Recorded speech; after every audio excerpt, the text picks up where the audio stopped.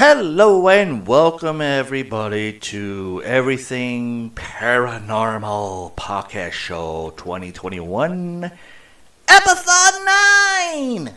Holy crap! I'm your host, Mike, and sitting in the deep dark dungeon of everything dark news, she is the gothic queen of everything. She is the guru of movies that she likes and movies that where she will stick her foot in your ass because you suck at it. She is the lovely... I'm Paralore. That's right. Episode 9, and we are going to kick it off. Yep. And we're only 9 days into November. And we already have a new president. Finally.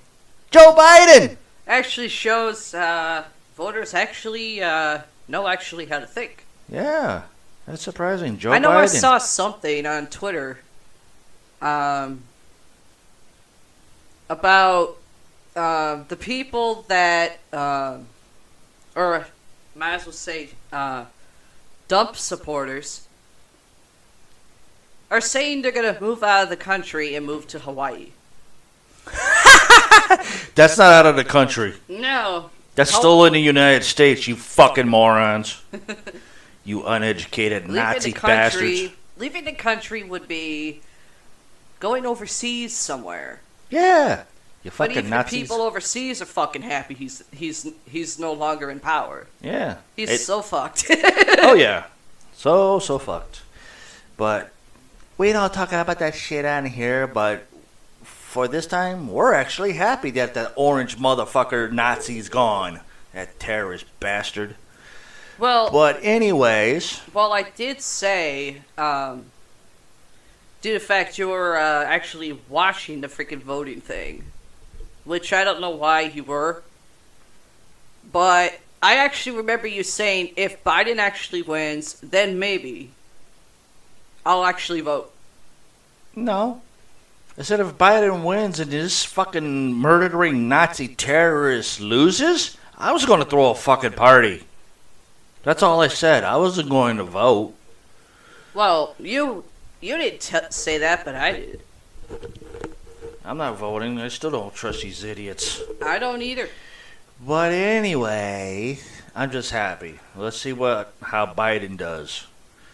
Oh, he already has issues. He's already going to end up having issues on day one. Oh, yeah, I know. Because of a lot of Republicans that backed up dumbass. Yeah, I know. But anyways. But he's already talking executive order to overthrow those idiots. Oh, yes. I can't wait for that. But anyways, we're going to get into some more urban legends. And I got some other news to talk about and everything. And you have some stuff to continue on to try to still finish out Halloween. Yeah. I got a little bit more I can do. Yeah. And from episode 8, now let me explain something. From episode 8, I had to split it into two parts. So episode 8, part 1, and episode 8, part 2, because it was too big for our distributors. Yeah. Sorry. Because the files were too big, so I had to split it in half. And I also had to do it for our YouTube channel. Now, when you were in the other office area, I was on my Facebook page for our show. Yeah. And one person, of course, what you normally get, saying, "Oh, the page is not there." Yeah. I talked to that person. I said, "Okay, what did you do exactly? Did you click on the picture? Did you click underneath the picture? Or did you click the white little circle with a squiggly eye in it?" I clicked on the squiggly little eye and it's not there. Has to be fucking Ronnie from fucking Tennessee Paranormal. I'm going to say this. And I guess I'm going to have to put it into the description on YouTube. Yep. I'm going to have to guess I got to put it onto the Facebook page, the Facebook group, as a notice. And I guess I'm going to have to put it on our podcast sites. Do not click on the little squiggly eye on the upload of our podcast show on Facebook, you fucking brainless morons that are supposed to have a decent education, but yet obviously you don't, you Nazi bastards. Click on the image of our banner that's up on the thing, or click below it to where the link is.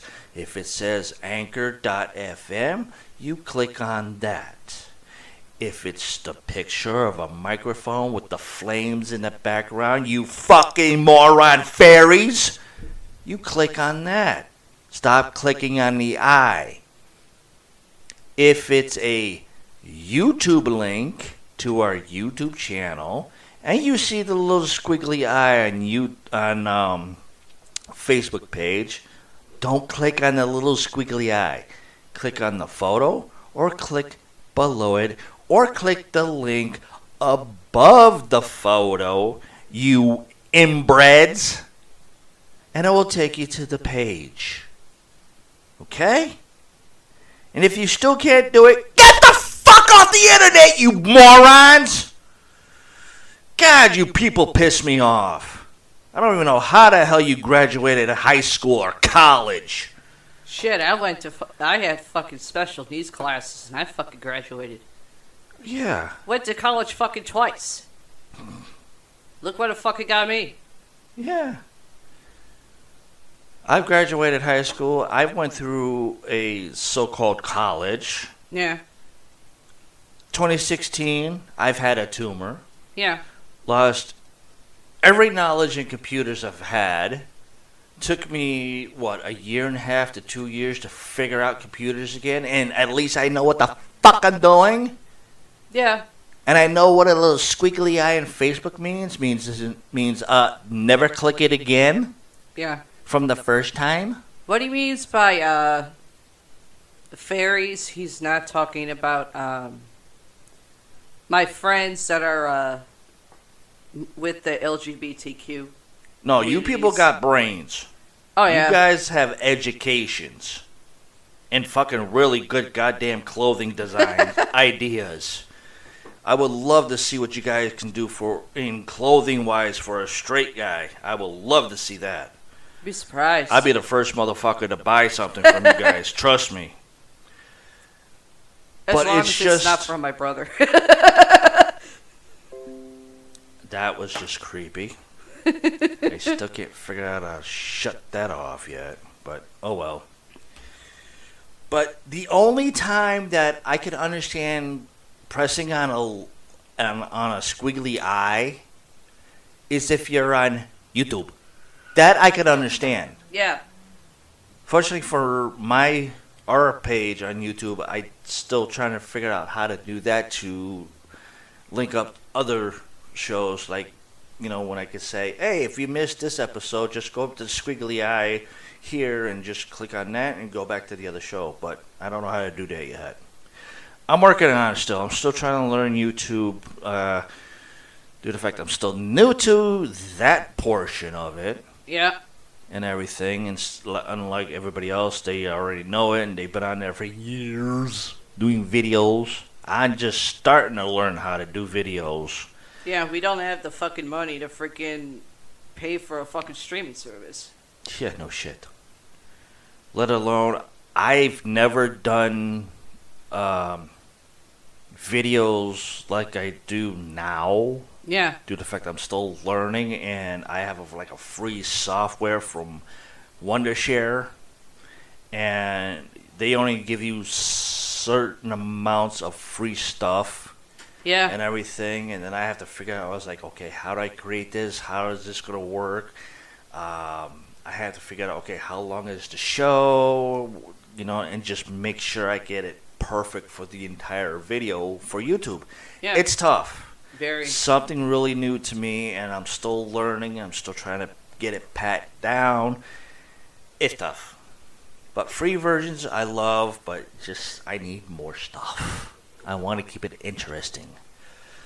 But anyways, now I need to get off my soapbox and everything and get the back Merkins into... actually sent me a message on Twitter. Really? I just got it in my my email. Ooh. Oh yes. Speaking of that, Paralord does have a Twitter account. I did add it to our website, everythingparanormal.gear.host/ep.html. When you go there, just look for the little dude with a plus sign in our menu bar. Click on it, scroll down till you see Paralord's picture, and right next to her picture is her Twitter feed. Just click on the link and you can leave her a Twitter message. Well, right now, the awesome. Merkins, I can actually read the message on my email. They're currently busy. Uh-oh. But they're doing a lot of projects right now. Ah. They will actually come on our show for not just an interview, but just to sit back and chill. Ah, nice. Basically contact him later on. Ah. That's Probably awesome. beginning of the next year. Ah, okay, cool. These guys are funny as shit. Oh, they're funny, but they're really, really good. Literally. I just watched one of the newest videos from the Merkins, which was fucking hilarious, but really dead on to the group Guns N' Roses. Yeah. Which which thought is it was hilarious. Poison. You thought it was poison. I did at first. Then I was wrong. So I take that back. But the dude sounded just like the dude from Guns N' Roses. I thought it was Poison, but it was funny. And little baby Yoda being Slash. That was cute. But dead on to the point. It was awesome. I would have loved to put their videos on our website and on our podcast show, just here and there for breaks. It would be awesome. But enough of that. I'm getting off track here. We got some stories to do. Yep. Should we shoot it to you, or should we shoot it to this funny story from Urban Legends that we laughed on? Hang on. Uh-oh. Well, I have to finish off the things you didn't know about Halloween 2007. Oh, okay. So we throw it over to the Dark World news desk of Halloween continues. I don't know what the hell he just sounded like. Smeagol, on bad drugs. Speak of these drugs. Anyways, I don't know if I ended with I think the last bit I ended the last one was something about a guy in Texas killing his mother and his sister in 2012. You left off with 32 things, I think it was, in the last one. I believe. There was like 32 things. I already did that one. Yeah, that was episode 8. I could be wrong though. I might have to go back and listen to it. You're wrong, because I remember where I wasn't able to finish because you kind of cut me off. The gun, the first 2007 Halloween that Rob Zombie did, I didn't get a chance to fully finish it. Before, because I still got Halloween 2, his version of Halloween 2 in 2009 to do. And I I still have the remake 2018 to do, and a little nuggets that I know people are probably screaming going, what the fuck is it? Anyway, if anybody was wondering, the gun that was that Dr. Loomis used in 2007, it was, let's see, Dr. Loomis handled a Smith & Wesson model 617 before acquiring a 4-inch Colt Python, 357 Magnum, I believe. Apparently, this Dr. Loomis, that Dr. Loomis came packing. Anyways, unlike take a drink, I already stumbled. Anybody over 21, you drink, take a drink, I stumbled. If you're under 17 or 16, you don't get to drink. You just drink juice or soda. Unlike the original films, in which Michael Myers remains relatively clean despite the carnage, in this film, Michael gets increasingly dirtier as the film progresses. I actually agree. In particular, Michael's hands became progressively more caked in dirt, blood, and gore, which demonstrates his total lack of personal care and sole focus on killing. In addition to this, the lack of care concerning personal hygiene is a symptom of many mental health disorders and a clear indication of serious mental illness. I actually learned that. I actually agree with that. There's a few people that, a couple of people in a shelter I used to live in, which I call West Hell Beach in Florida, that had that issue. And boy, were they fucking mentally gone. In other words, that's what drugs do. That's what a lot of illegal drugs do to you.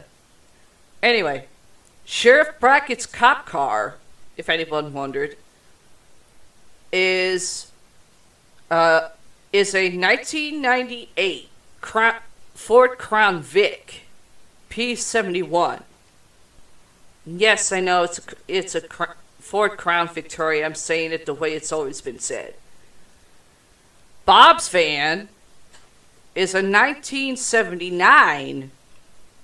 Okay, this kind of doesn't. Dodge.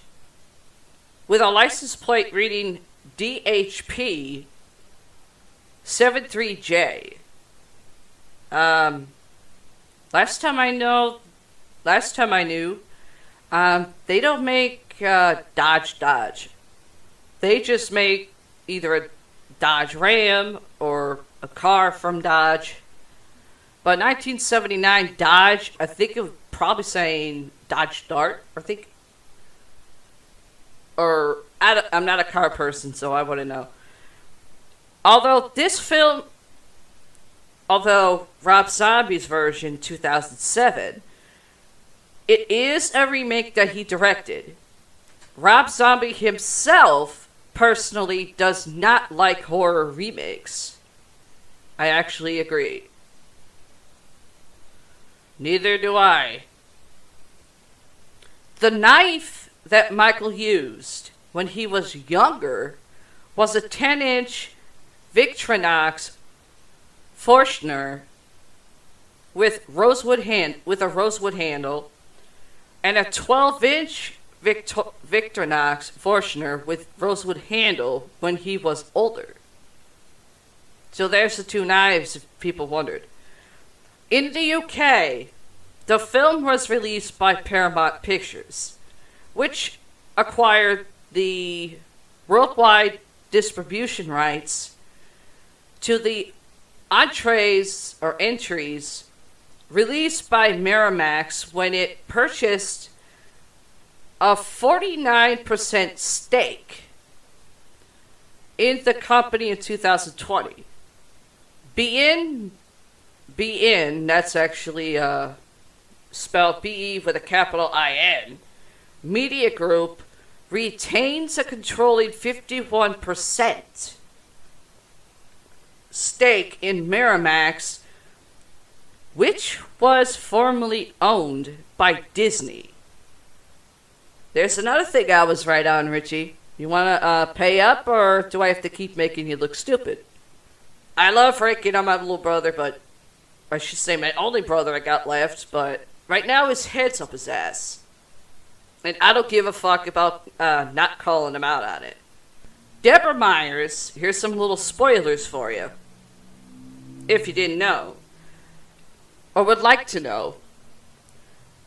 In other words, spoiler alert, Deborah Myers is the only person to die in the film that was not killed by Michael Myers.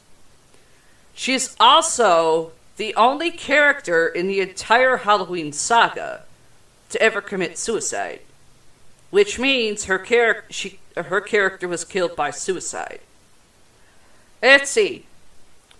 An alternate ending was shot, which I really do hate alternate endings. Then changed by Zombie. In it, Loomis survives and Myers is gunned down by Brackett's men in front of the Myers house. Okay.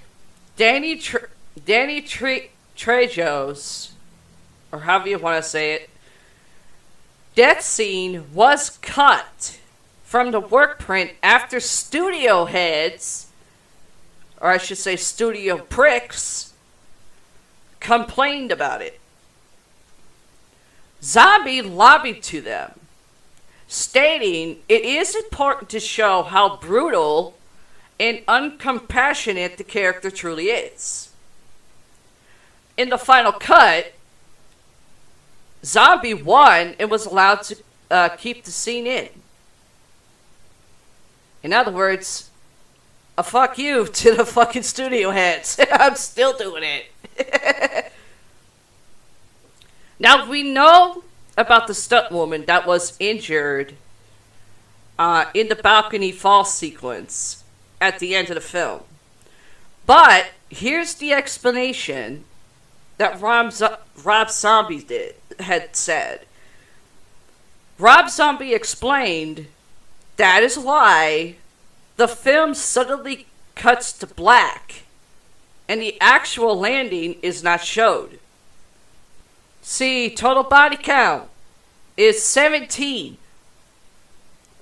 with only one death not committed by Michael Myers, which we just covered that on the beginning of the spoilers.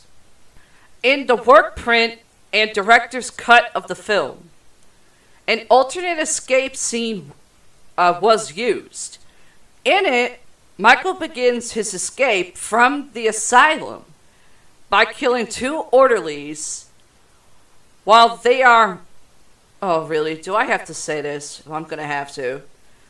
While they are molesting a catatonic female patient in his room. That actually doesn't make sense. Unless they were doing it in Michael Myers' room. Though Zombie prefers this version of the scene, it was reshot after a negative reaction from test audiences. I agree with the negative reaction, but I believe what Zombie was probably trying to do there is show that shit actually went on in mental asylums, which was always a rumor of things that would be done, or what would happen to what, either female or male patients. So that shit actually has happened in asylums that are like no more. In the third Halloween film, that Daniel Harris... Oh, wait, sorry. Rewind, take a drink and stumble. this Halloween film is actually the third Danielle Harris has been in. We know she appeared in a couple of the older ones.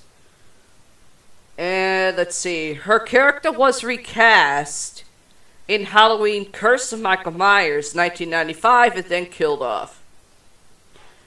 Anywho, the teenage version of Laurie Strode does not appear as the protagonist until 52 minutes into the film.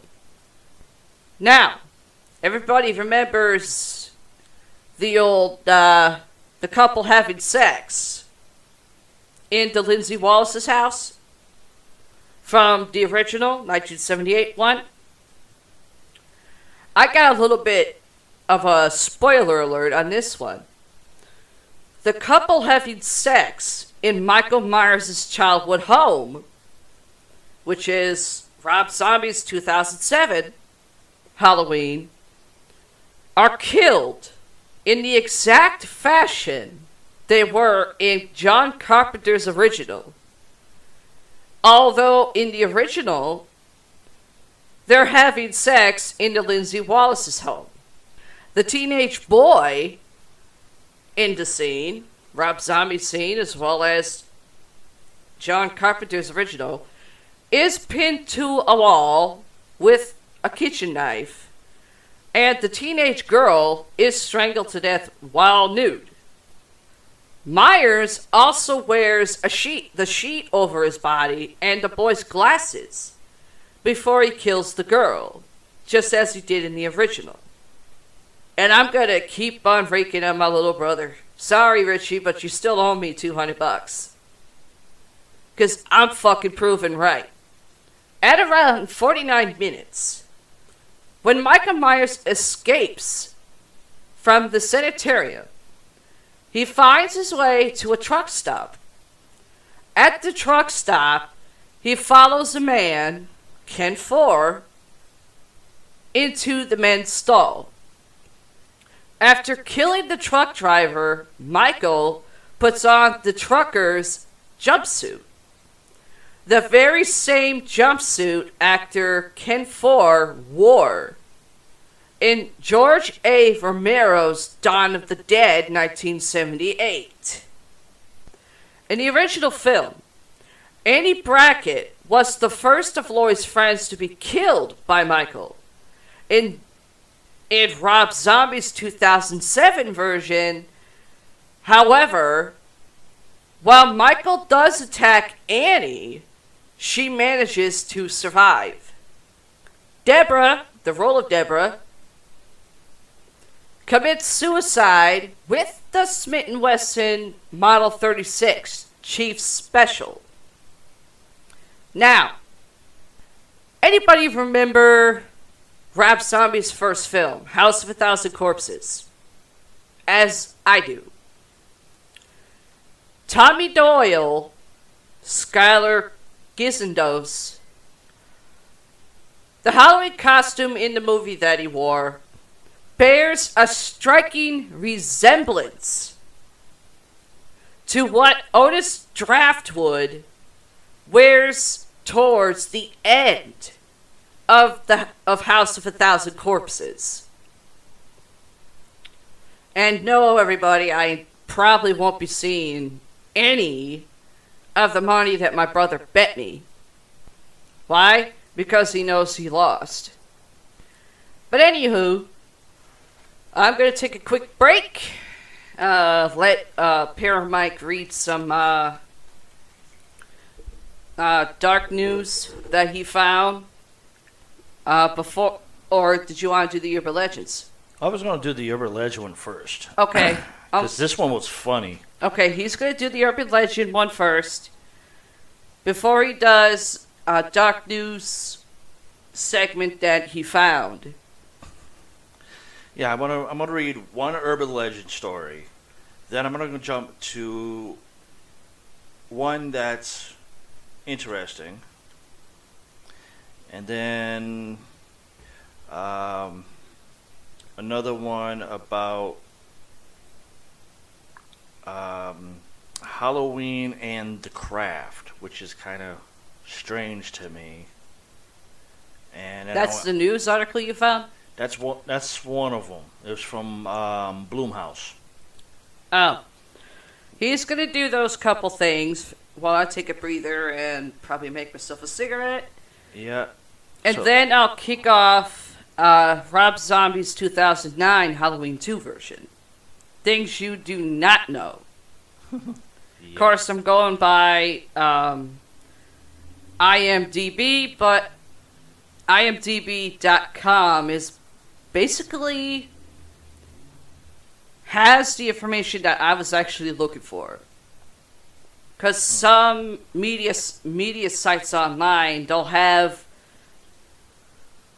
exactly what IMDb has, but others are off. Yeah. So I'm going to stop. Paramount could take over. Dear, give me the smokes.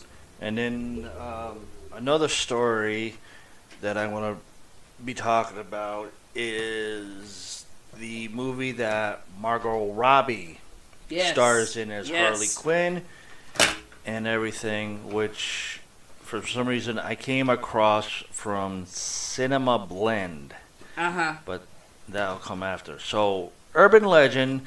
This one is called Mama Cass and Her Ham Sandwich. I thought this is fucking hilarious. Well, that is an urban legend that people were saying back then. Yeah, this was submitted February 22nd, 2010. 10 years ago.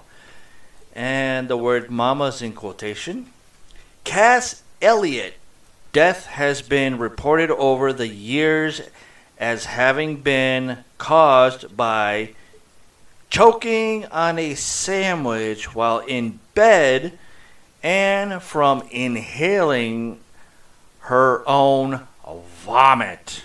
Yeah. Oh. Yeah. That's kind of strange on that. She didn't choke. Yeah. Okay. That's questionable. The unfortunate story of Elliott's cause of death was started by a careless coroner called to examine her. He saw a ham sandwich and a Coke on a table next to the bed where Elliott's body lay, and he jumped to a very quick conclusion stating that Elliott, not displaying symptoms of any other sort of trauma, must have choked while eating and drinking lying down. Now, anybody would know better if you're eating a sandwich and you have a drink next to you while you're in bed. You don't lay down. You normally sit up. The story jibbed with the general impression of Elliott as glitter. I'm gonna destroy this world. Just butcher it. It's funny. Glitterness, so it stuck. And that word is spelled Gluttonous.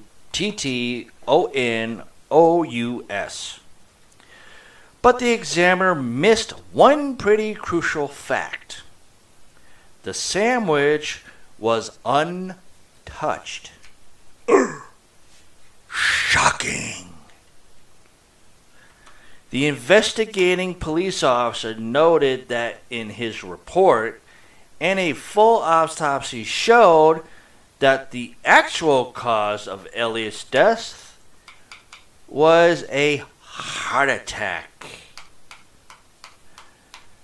Was not determined until an autopsy was performed a week later. But by the time it was too late, another of rock's urban legends was born. Now, if a coroner and the police show up to a person's house that's deceased, yeah, how does it take a week to do an autopsy to find out the cause of someone's passing? you're asking the wrong person on that one. I don't have no idea. Because normally when that happens, there's usually, okay, let's bag the body, put it in the coroner's truck, get it back to the coroner's office, get it on the table, and let's scrub up, wash up, and get to work. Just to find out what's going on, to see if we can compare it to the police report. That's what normally happens. But a week later, no. I don't buy that bullshit. Me neither. At 5 feet 5 inches and 230 pounds, Mama Cass was twice the normal weight for a woman her age and height. Wow. She was only known for her singing, not her looks. Talk about getting really graphical about somebody's height and weight when they're dead. Jesus Christ. Especially when they're dead in their bedroom on their bed with a ham sandwich and a Coke. Bet you 10 to 1, probably the Coke gave her a heart attack. That's why I drink Pepsi. The effects of long-term obesity, drug abuse, and crash diets had weakened her heart to the point of failure. Wow. But yet, she... let me go back up for a second here. But yet, in the picture, she doesn't look that fat. She doesn't look obese. She looks like a normal woman for being almost 240 pounds at 5 foot, what? 5'5". Yeah. Okay, it goes on. Because she was a large woman, no, not what the picture says, and there was a sandwich on the nightstand when her body was found, an irreversible connection was made that it was a ham sandwich. An obvious commentary on her weight was added after the fact. However, no traces of food were found blocking her trachea. And there was never any indication that food played a role in her death. I bet you 10 to 1 that coroner got fired. Either that or the damn officer that fucked up on the report. And that's it for that, and it doesn't say who popped it in. But yet there's a video saying Mama Cass Elliot, dream a little dream. That's a fucking movie. Yeah, I know. But you can find it on YouTube. I don't plan on it. And the funny part is a overset, obese woman that does not look like Mama Cass from the picture. Yeah. With a dude in the bed wearing a yellow shirt where he looks like a... But yet the report says only her was in the bed. And that was it. Jesus Christ. So, we know now that the police back then were still stupid. Couldn't even write a decent report. Actually, back then, that's when they started being stupid. Yeah. I think they were stupid even way back then before America was even formed. To be honest with you. But, hey. History sucked anyways. Because history was never correct. No. They were just teaching what they were taught, not the common sense. Yeah. Okay. Now we're going to jump into a little science that's supposed to be almost paranormal, which is kind of strange for this one. Neanderthals and humans were at war for over 100,000 years. Evidence shows. What a nice sound effect on that one. This was not that long ago. Just this month on November 3rd, 2020. Uh-huh. Around 600,000 years ago, humanity split into two. Okay. What's that? The smart ones from the third? I don't know. One group stayed in Africa, evolving into us. Uh-huh. The other struck out overland into Asia, then Europe, becoming Homo neanderthals. Cis. Okay. That's how it says. Neanderthals cis. Uh-huh. The Neanderthals. For English terms. Yeah.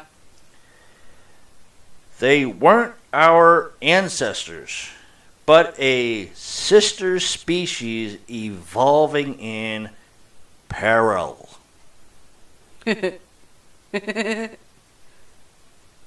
Okay. Last time I knew the word Neanderthals were caveman. Well, Neanderthals are actually derogatory term for Canadians. I always thought it was for cavemen. Well, yeah, that's from the dinosaur era. That's what Neanderthals is supposed to mean, but over freaking centuries, people that went from other countries, moved to Canada, started being called Neanderthals. And there's another one that says, because this happened to my son, my oldest son, when he was in just entering high school, the ex-girlfriend that he had, well, when he was seen at the time, her mother had the gall to call my son a Neanderthal. Which he told me over the phone. I wanted to fucking bitch slap the bitch. Yeah. And I said, honey, there's two things. One, you got some Canadian from me because of my family. I mean, half the time I think my mother is a Neanderthal in a different meaning. Yeah. The other is basically saying that you're gay. And not in the right sense either. And I said, she obviously doesn't know you. But who gives a shit? Obviously, this girl has so much shit wrong with her, I don't want you near her. Yeah. Or seen with her. Yeah, I guess there's one too many definitions for the word Neanderthals. But it goes on, Neanderthals fascinate us because of what they tell us about ourselves. Who we were and who we might have become. It's tempting to see them in idyllic terms, living peacefully with nature and each other like Adam and Eve in the garden. I don't think Neanderthals were back then when Adam and Eve were playing in the garden. Was that before or after she bit the apple? I don't know, and I don't want to know. If so, maybe humanity's ills, especially our territorialities, Violent. Just butcher it. It's funnier. Violence, wars aren't innate, but modern inventions. No, no, and no. Biology and paratology paint a darker picture. Far from peaceful Neanderthals were likely skilled fighters and dangerous warriors, revealed only by modern humans. Let's see. Cavemen are known as Neanderthals, which had to be warriors to survive the fucking dinosaurs. To survive. See what else was there? They were the first inventors of a wheel. Yep. Until the meteorites came down and destroyed everything. Also, supposedly the first people who made fire. Or discovered fire. Yeah, that too. Top predators. Okay. Predatory land mammals and territorial, especially pack hunters like lions, wolves, and Homo sapiens. Now, last time I knew in a dictionary, Homo sapiens was one word, right? Yeah. They have it Homo sapien. They're just trying to pronounce it.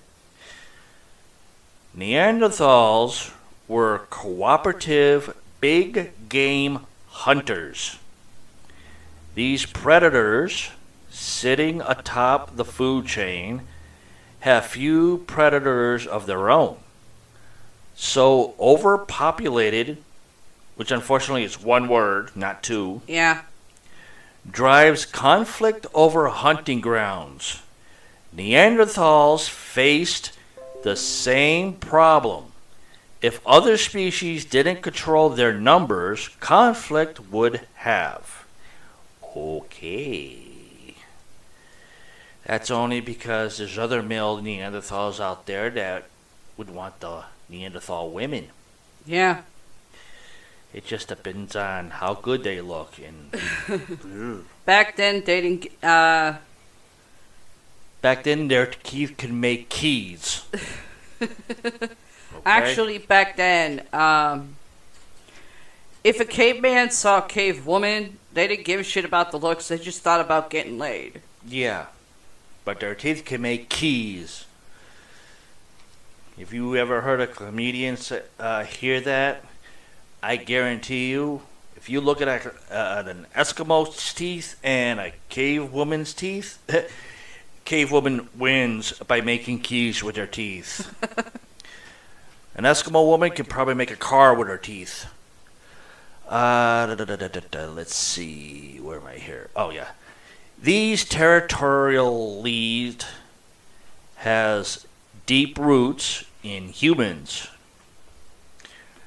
Territorial conflicts are also intense in our closest relatives, chimpanzees. Yeah. Sorry, I'm not a chimpanzee and it's not in my DNA, and I don't eat bananas. I may have one downstairs for a woman, but I don't eat bananas. Sorry. Male chimps routinely gang up to attack and kill males from rival bands. In other words, if they're not... Did I just read that right? In other words, if the male chimps aren't from a certain chimp's tribe or pack, they kill them. Yeah, I understand about chimps beating the shit out of other chimps. I can understand that. But I'm wondering if I read that right. Male chimps routinely gang up to attack and kill males from rival bands. when did they start playing instruments? I don't think they're talking that type of band, dear. I figured it would just say from like other rival species, it would be more accurate. But bands, I'm thinking, okay, you got one side of the male chimps ganging up to attack and kill male chimps from a rival band because one side they play really good music, the other side they play shitty music, and one side is like, okay, we gotta go kill these motherfuckers. It's like, what? That would be considered boy bands. Yeah. So, continuing on, a behavior strikingly like human warfare. No. No. Because we don't get down on all fours. This implies that cooperative aggression involved in the common ancestor of chimps and ourselves. No. 7 million years ago. I don't think so. If so, Neanderthals will have inherit these same tendencies towards cooperative aggression. No. Next one is all too human. Warfare is an nostalgic part of being human. War isn't a modern invention, but an ancient fundamental part of our humanity. And survival. Historically, all peoples warred. Fortunately, that's how it's spelled. Yeah. W-A-R-R-E-D.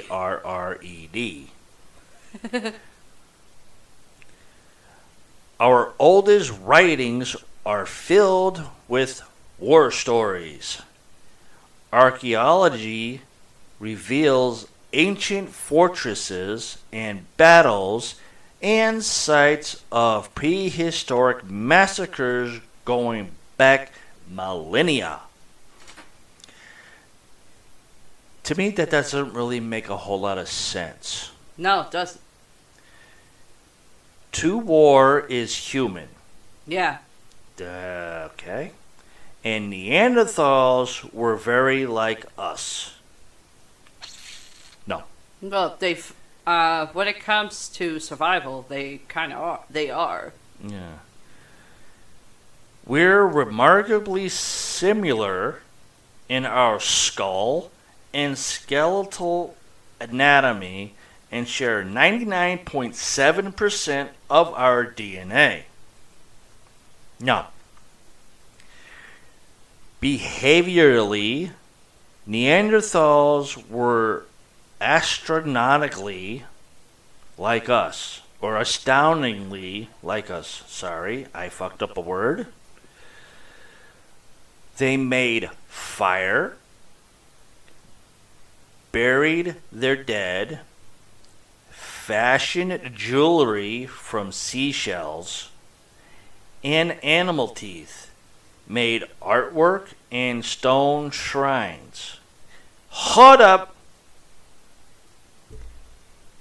How the hell back then were there seashells? Because I don't remember that in history whatsoever. Remember. That there was ever seashells when this big ball was ever created. There's seashells around any kind of water. Yeah, but I don't remember in histories anything saying about seashells being on this big ball when cavemen, cavewomen, and then dinosaurs were here. Well, remember, not a lot of history was taught to us, because the way I see it, history, even when I was in high school, was politically correct shit. Not history on questioning. Which is why I liked my history teacher better. Yeah. If the Neanderthals shared so many of our creative instincts, They probably shared many of our destructive instincts too. I don't know. Violent lives is the next part. Yeah. The archaeological record confirms Neanderthal lives were anything but peaceful. I think they misspelled that word. I bet you any amount of money. They're talking about what people that are homeless do. I know because I was one once. And so weren't you. Right. We did what we had to survive, even if it meant fighting. Yeah.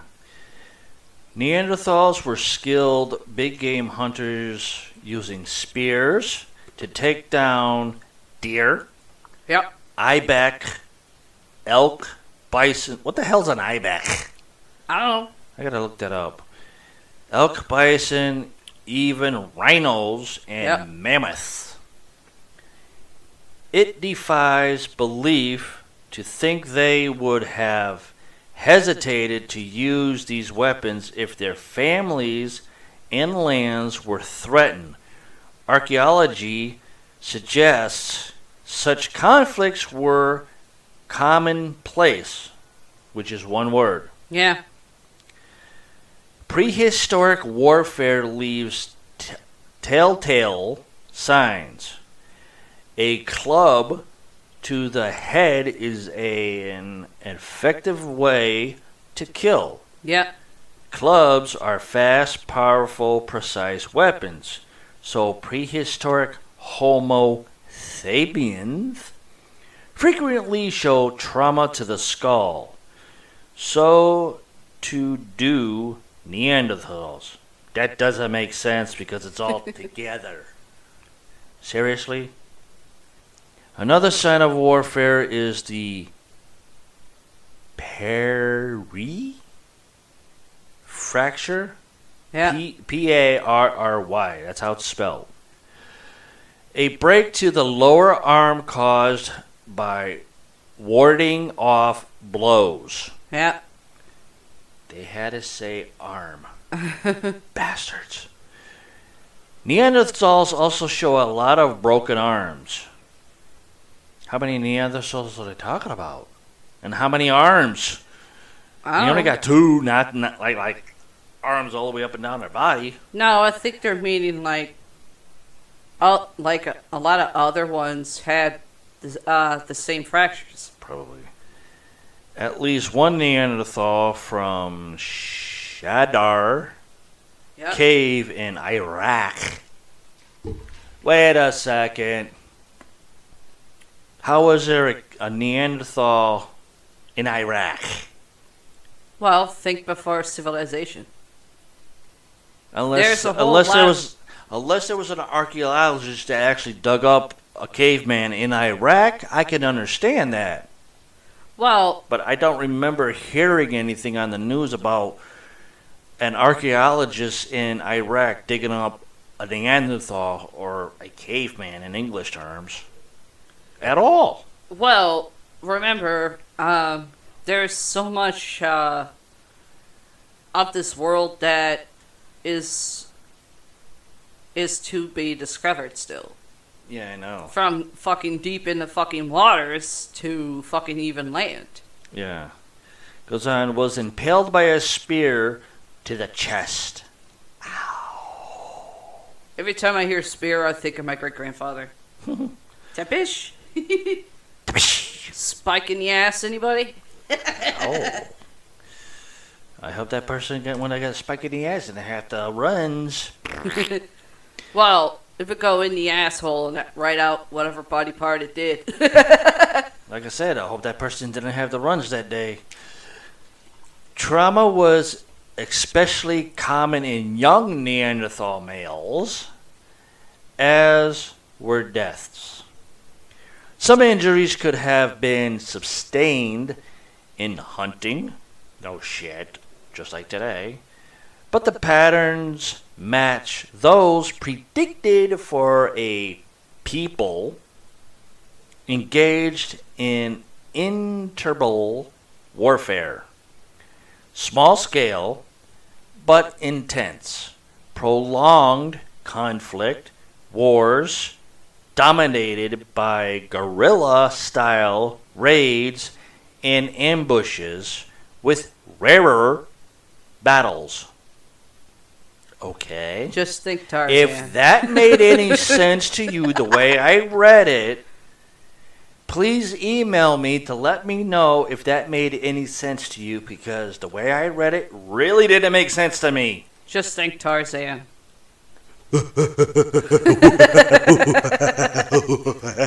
If you understood that, good for you. The Neanderthal resistance. War leaves a subtler mark in the form of territorial boundaries. The best evidence that Neanderthals not only fought but excelled at war is that they met us and weren't immediate overrun. Instead, for around 100,000 years, Neanderthals resisted modern human expansion. And of course, there's a map here and everything of so many different areas. I was about to say, is there a fucking whiteboard and a map to this thing? There is a map, I'm looking at it, but the only weird thing is that they have numbers on here. Yeah. But at the end of the numbers, they have YA. That sounds like algebra. So it's like, there's like negative, and then you have this as well. And then some of them that have this, you have the YA, and the ones that don't, you just have the negatives. So it doesn't make any sense, which is kind of odd to me. And it goes on, why else would we take so long to leave Africa? That's the question, people. Not because the environment was hostile, but because Neanderthals were already thriving in Europe and Asia. It's exceedingly unlikely that modern humans met the Neanderthals and decided to just live and let live. Just think, just think George Carlin when he said that.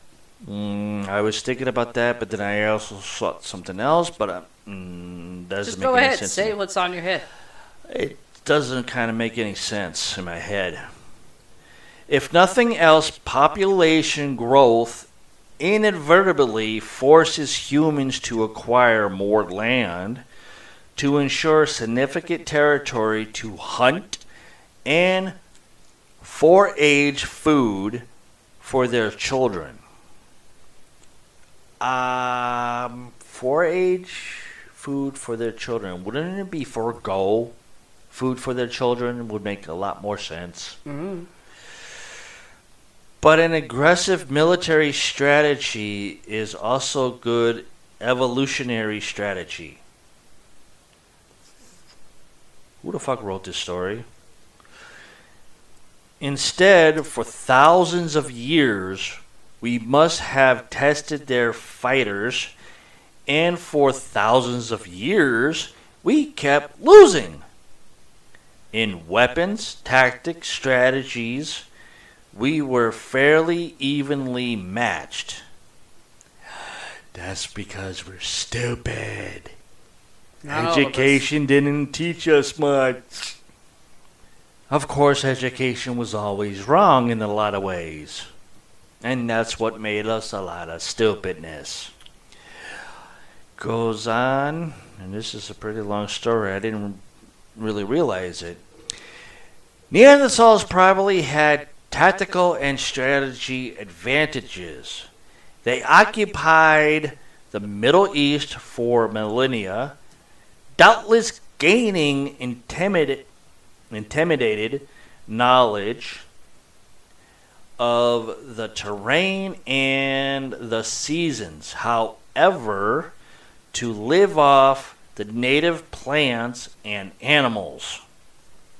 In battle, their massive muscular builds must have made them devastating fighters in close quarter combat. Their huge eyes, what did they have, fucking bug eyes back then?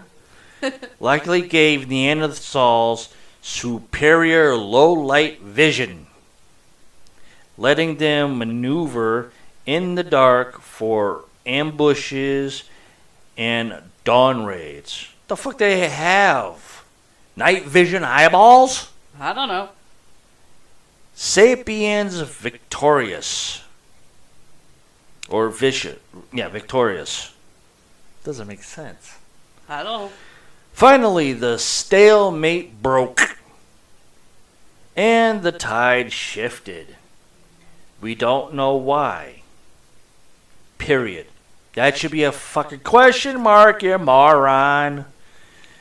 It's possible the invention of superior ranged weapons, bows, spear throwers, throwing clubs, let lately build Homo sapiens harass the stocky Neanderthals from a distance using hit and run tactics. It's a good thing these idiots didn't know how to build a car. Because that sounds like something people do today.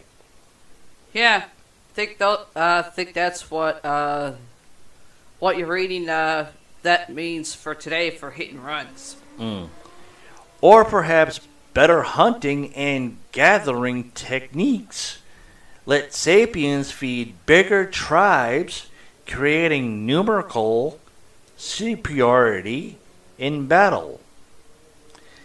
Even after primitive Homo sapiens broke out of Africa 200,000 years ago, it took over 150,000 years to conquer Neanderthal lands. Yeah. In Israel, hold on for a second, and I can't believe it did that again. But anyways, in Israel, in Greece, whatever, Archaic,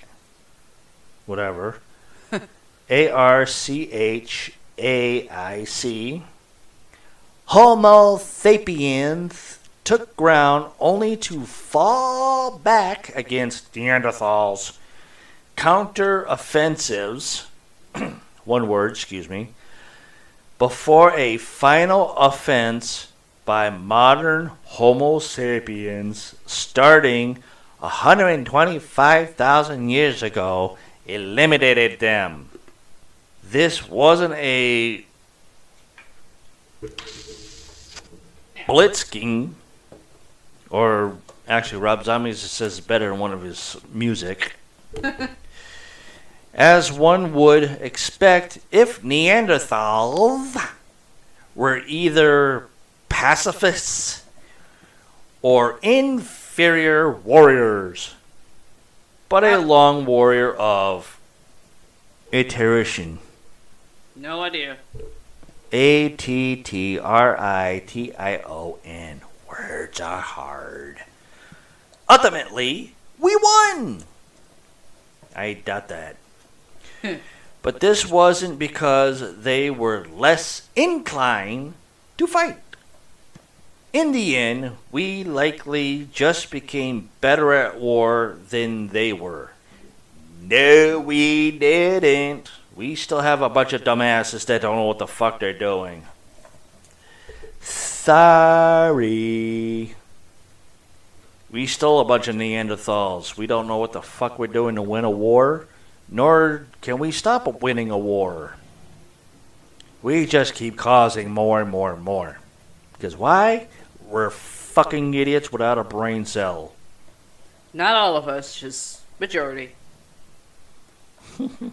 Okay. That one's done. Now we're going over to. Well, should I do this one or should I do the other one?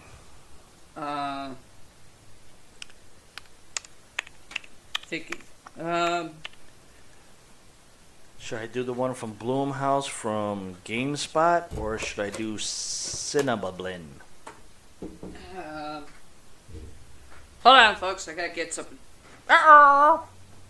She's making a mess in the darkness desk. Shut up. Well, why don't you take a break so I can get Halloween 209 out of the way? Ooh. Anyways.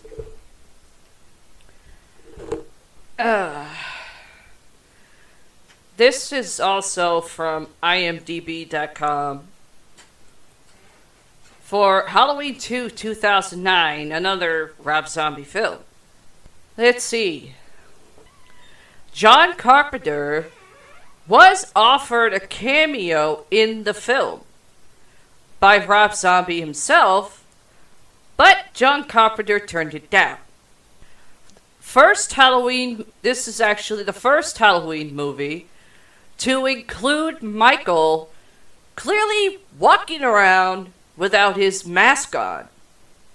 Until 2018, Daniel Harris was tied with Jamie Lee Curtis for the second most appearances for each in the Halloween series after Donald Pleasence appeared in 5 of the films. Rob Zombie originally stated he would never do a sequel to his 2007 Halloween until the studio decided to make it. Then he signed on to write and direct because he didn't want someone else to ruin his vision. Let's see. This movie is the first Rob Zombie movie not to feature Rob Zombie regulars Sid Haig, or Hag, or however you want to pronounce it, Bill Moseley, and Tom Towle. Bleh. Take a drink of stubble. Toles. The decision to give Laurie the name Angel as her real name was meant to emphasize her as an extreme opposite to Michael. Laurie Strode's birth name in the original films was Cynthia Myers. Dag Farch filmed scenes reprising his role of young Michael Myers, but was replaced, and the scenes reshot after it became apparent that Farch had noticeably grown up since the last installment and no longer looked the same age. Tyler Mane is only the second actor to portray Michael Myers twice. George P.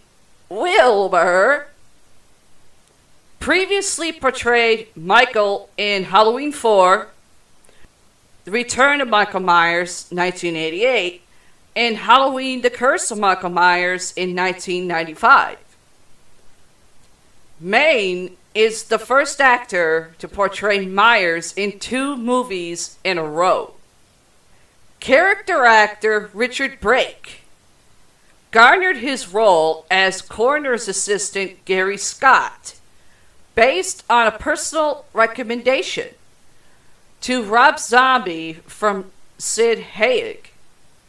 This led to Brake being cast as Doomhead in Rob Zombie's 31, 2016, and as Winslow, Foxworth, Coltrane in Three from Hell 2019.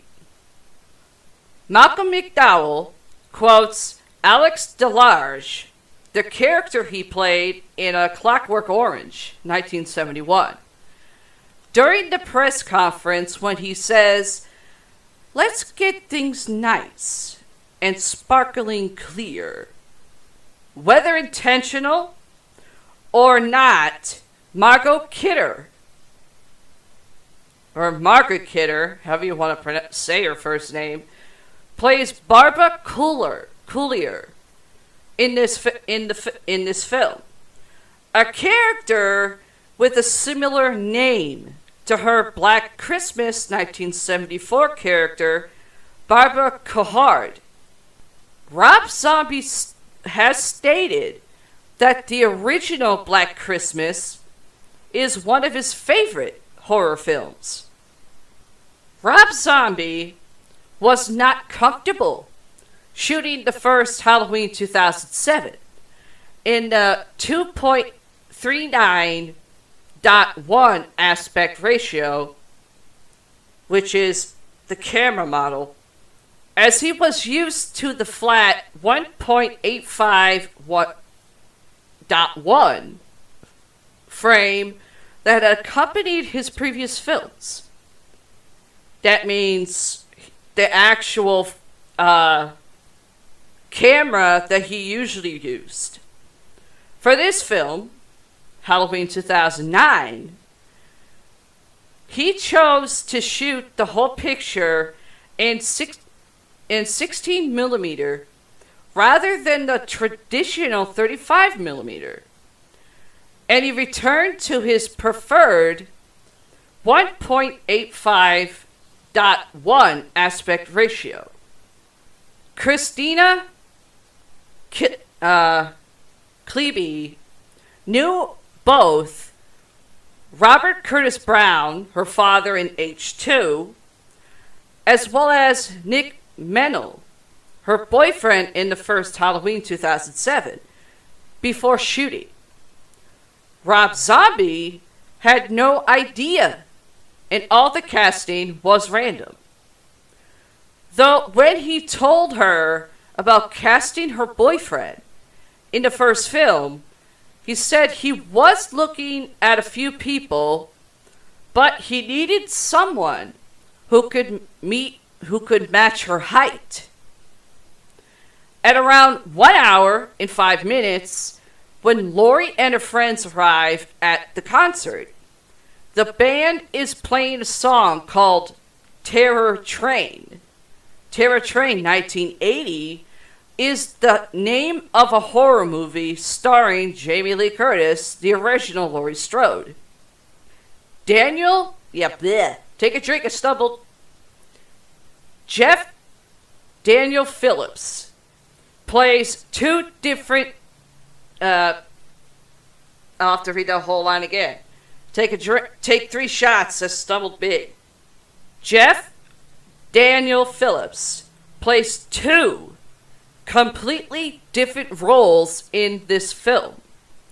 Howard Boggs and Uncle Seymour Coffins. How would you like to have that for a character role? Not Howard Boggs, but Uncle Seymour Coffins. He is only the third actor to ever play 2 different roles in the same film in the either Halloween series. The others being Nancy Keys and Danielle Harris. My favorite name. Dick Warlock actually plays 3 different characters.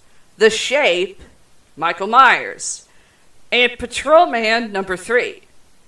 The one that hits the Michael lookalike with his patrol car in Halloween 2, the 1981 version, and Assassin in Halloween 3, Season of the Witch, 1982.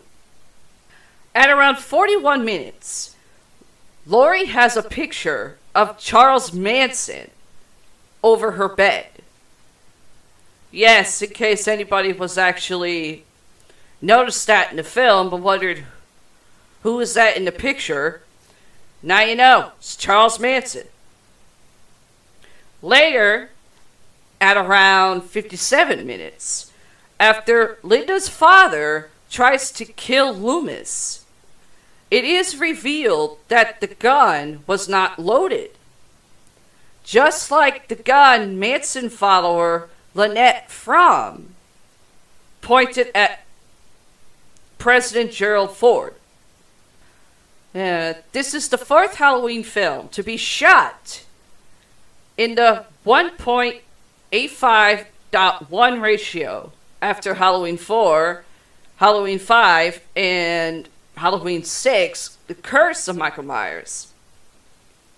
At 54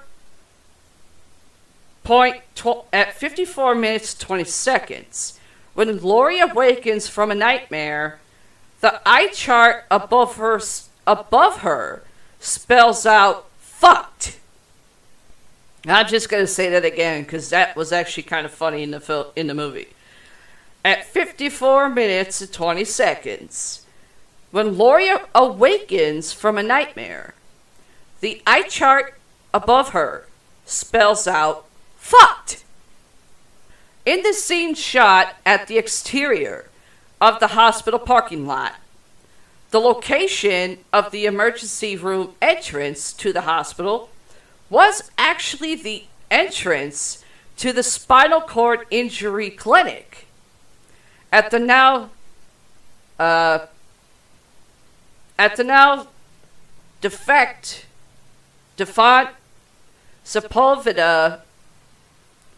Sepulveda, however you would like to call it, Veterans Administration Hospital in the San Fernando Valley, California. Jesse Dayton rewarded an album as Captain Clegg. The album was produced by Rob Zombie and released on August 18, 2009. A music video for the song Zombie A Go-Go was directed by Don Suenos and released online, while several other videos directed by Zombie were included on the film's DVD/Blu-ray release. Mark Bone Jr., I'm just going to say his name again because that sounds funny. Mark Bone Jr., who played Floyd, and Dayton Cali, who was Coroner Hooks. Both appeared together in Sons of Anarchy, 2008, as Bobby Elvis and Chief Wayne Unseer, respectively. Betsy Rue, who plays Jasleen, was actually given the role during a reshoot as a favor from Rob Zombie to Rue, or Rue, however you want to pronounce her last name. Originally for Halloween 2007, she was cast in the role of Linda Van der Klook, but had to drop out of the film due to scheduling conflicts. She was recast with Christina Klebe. This is the second Halloween film to reference serial killer Jeffrey Dahmer, the first time being in Halloween Curse of Michael Myers, 1995, during the Barry Sims radio talk show. During the Halloween party in the movie 2009 Halloween 2, Laurie is dressed as Magenta from the Halloween picture show. Yep, Halloween. Take a drink and stumbled 4 times. Fact chug. During the Halloween party, Laurie is dressed as Magenta from the Rocky Horror Picture Show 1975. This role was played by Patricia Quinn, who was also in another Rob Zombie movie, The Lords of Salem, 2012. Both House of a Thousand Corpses, 2003, and Halloween, 1979, were actually both shot in 35mm film.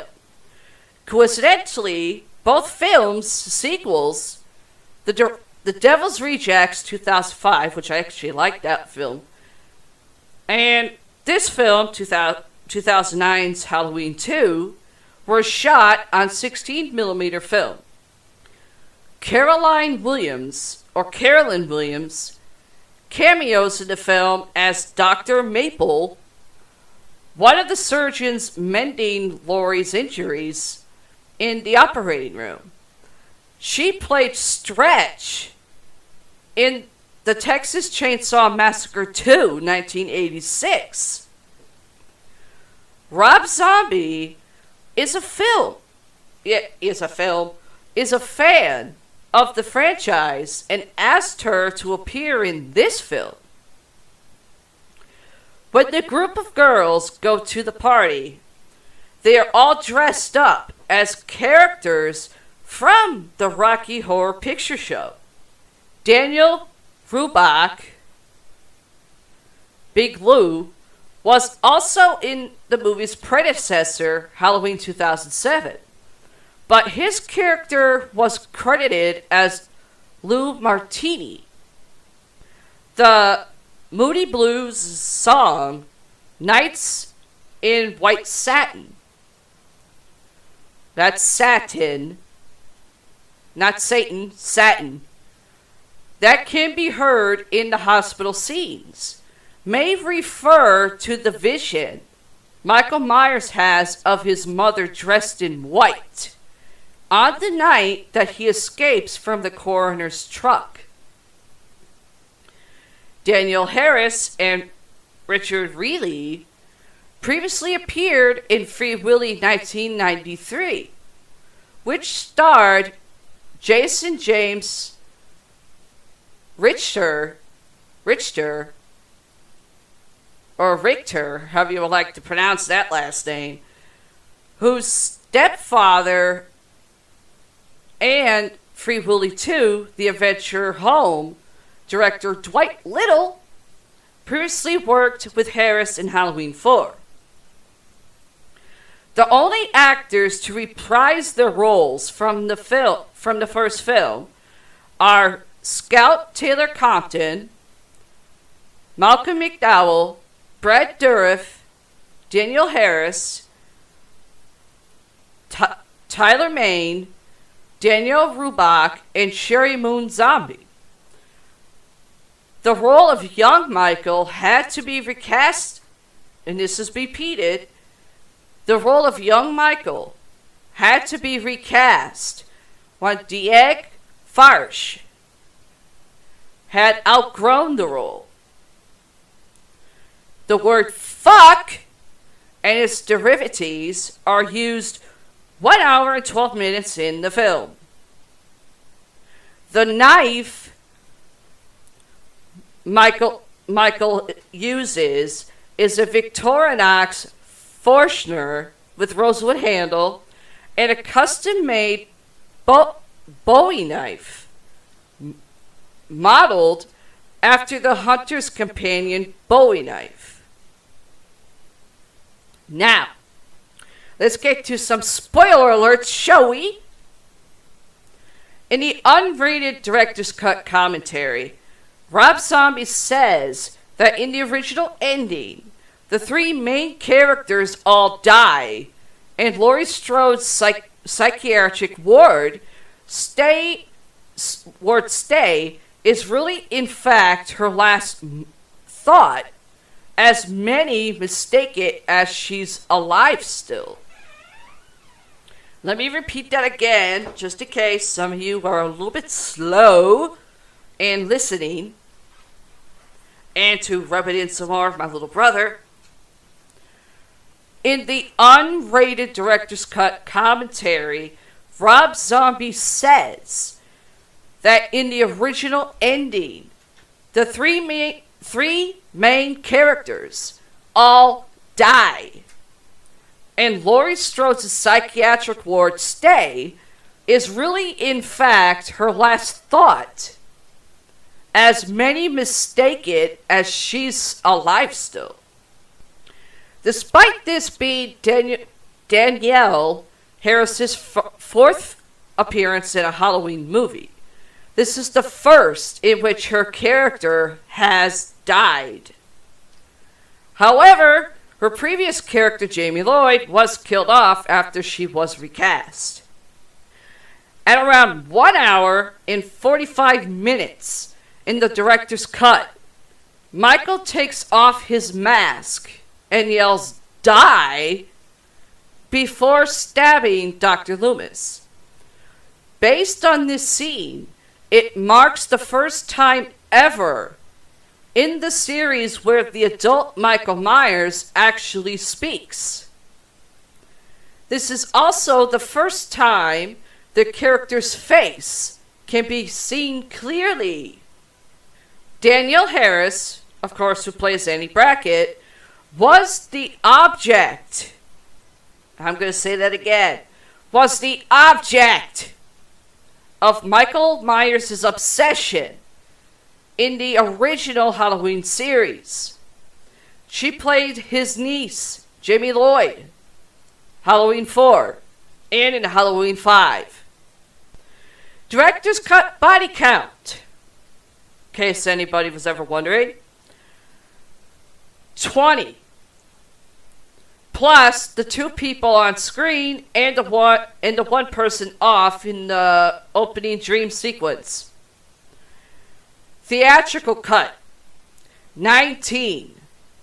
In both cuts, 2 people are not killed by Michael Myers. There is also a pit of dead bodies that Laurie falls into in the opening sequence, but it is not verified that Michael killed them. The original Halloween 2, 1981, took place entirely in a hospital. Although the 25-minute dream sequence at the beginning of the film, where Laurie is running from Michael in a hospital, is initially thought to be an intentional homage to said film Rob Zombie, has since denied this, especially because he has stated that he did not even like the original Halloween 2. This is the only Halloween movie where the character of Sam Loomis pretty much dies for certain. He may have been killed at the end of Halloween 6, 1995, but that was never actually confirmed. In the unrated director's cut, Laurie is pretty much quicker to anger due to her PTSD and gets into arguments with Annie and her psychiatrist. These moments were cut from the theatrical version, presumably to make Laurie more likable. The unrated ending sees her turn completely psychotic, and she is shot and killed by the police along with Michael Myers. Rob Zombie had nearly every main character killed off in the ending, including Michael Myers and Laurie, though she only dies in the director's cut, to finally ensure that another film could not be made. Despite this, Dimension Films insisted on a third film, and Zombie walked away from such plans, not wanting to be involved with it. This film ultimately underperformed financially. It was panned by fans and critics alike, casting doubt on a sequel, After years of no development, Dimension Films and the Weinstein Company finally surrendered the rights to the franchise to Universal Pictures and Blumhouse, resulting in Halloween 2018. Sherry Moon Zombie comes back as Deborah Myers, even though her character committed suicide in the first film. In this film, she appears once in a flashback to Michael's stay in the ward, and as a hallucination to a grown Michael Myers.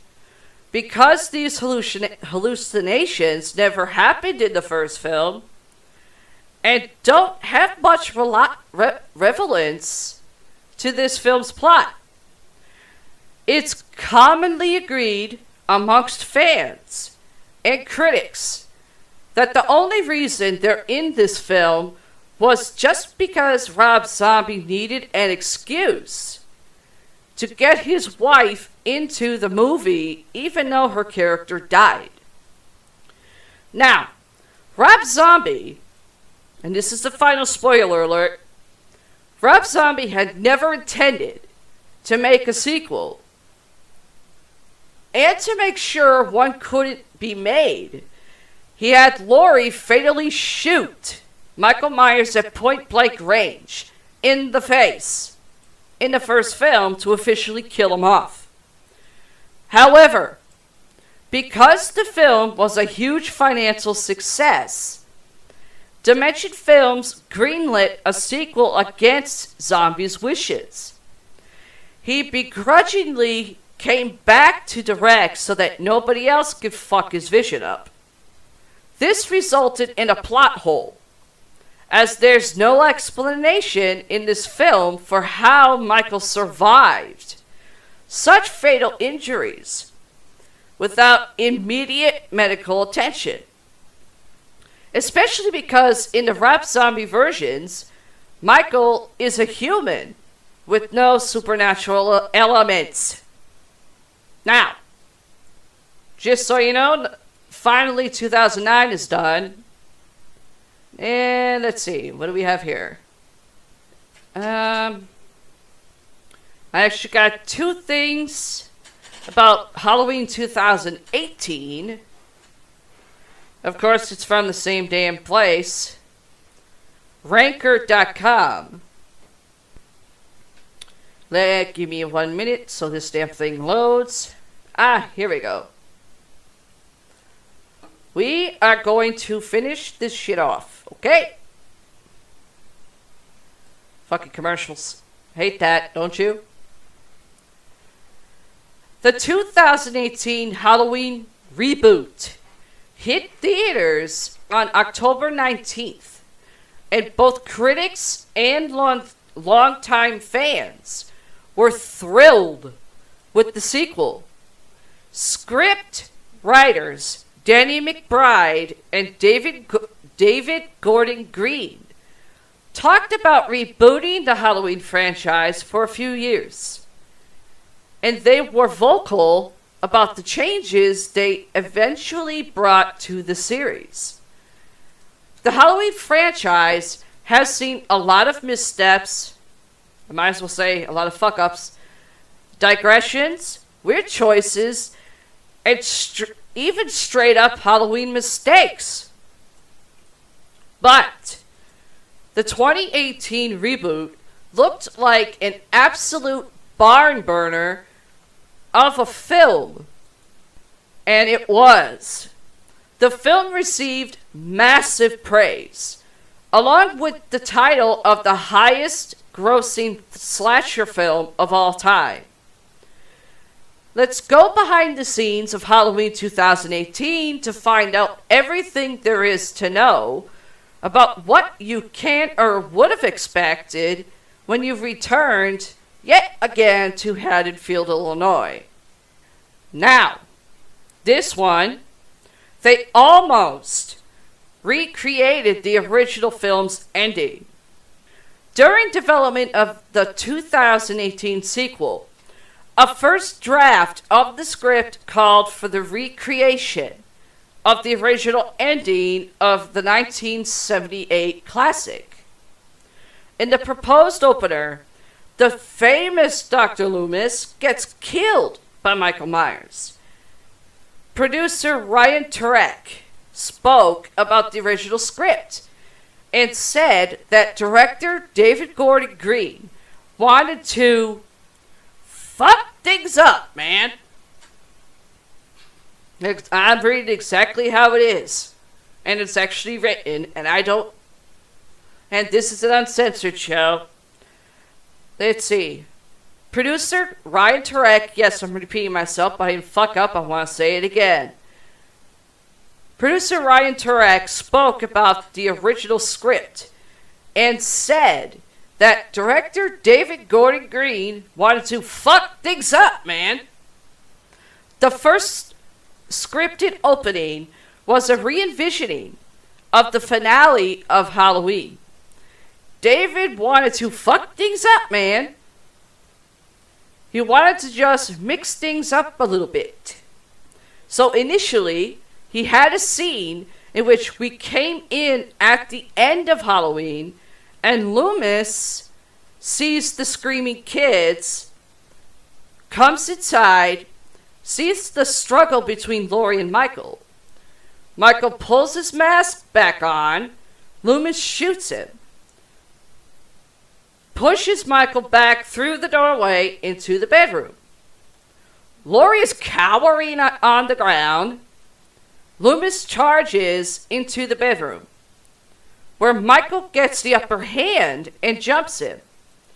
Loomis drops the gun, and then Laurie is holding on to the gun. But she's shaking so much she can't actually pull the trigger. It says they released a clip of it, but no screen. But nothing. Go figure. Universal and Blumhouse released a trailer of Laurie Strode, which, I don't know about you guys, but I can't stand teaser trailers. Jamie Lee Curtis, Laurie Strode, and Michael Myers, James Jude Courtney, in a violent clash. 40 years after her first encounter with the serial killer, Laurie has to protect her estranged daughter, Karen, Judy Greer, from Myers. Let's see. The film came out October 19th, 2011. 2018. Sorry, everybody. In fact, give me 1 second. Take a drink. Nearly 40 years ago. Nearly 40 years to the day of the original Halloween's 1978 release. The David Gordon Green sequel is crept into theaters October 18th, 2018. It's not just the release date. That's similar to the first film. Jamie Lee Curtis told Entertainment Weekly the 2018 follow-up manages to capture the tone of John Carpenter's horror masterpiece. And this is her quote, "It is everything that the first film was. It's simple, it's terrifying." Let's see. Now, the writers, it's written, actually, by comedy duo David Gordon Green and Danny McBride.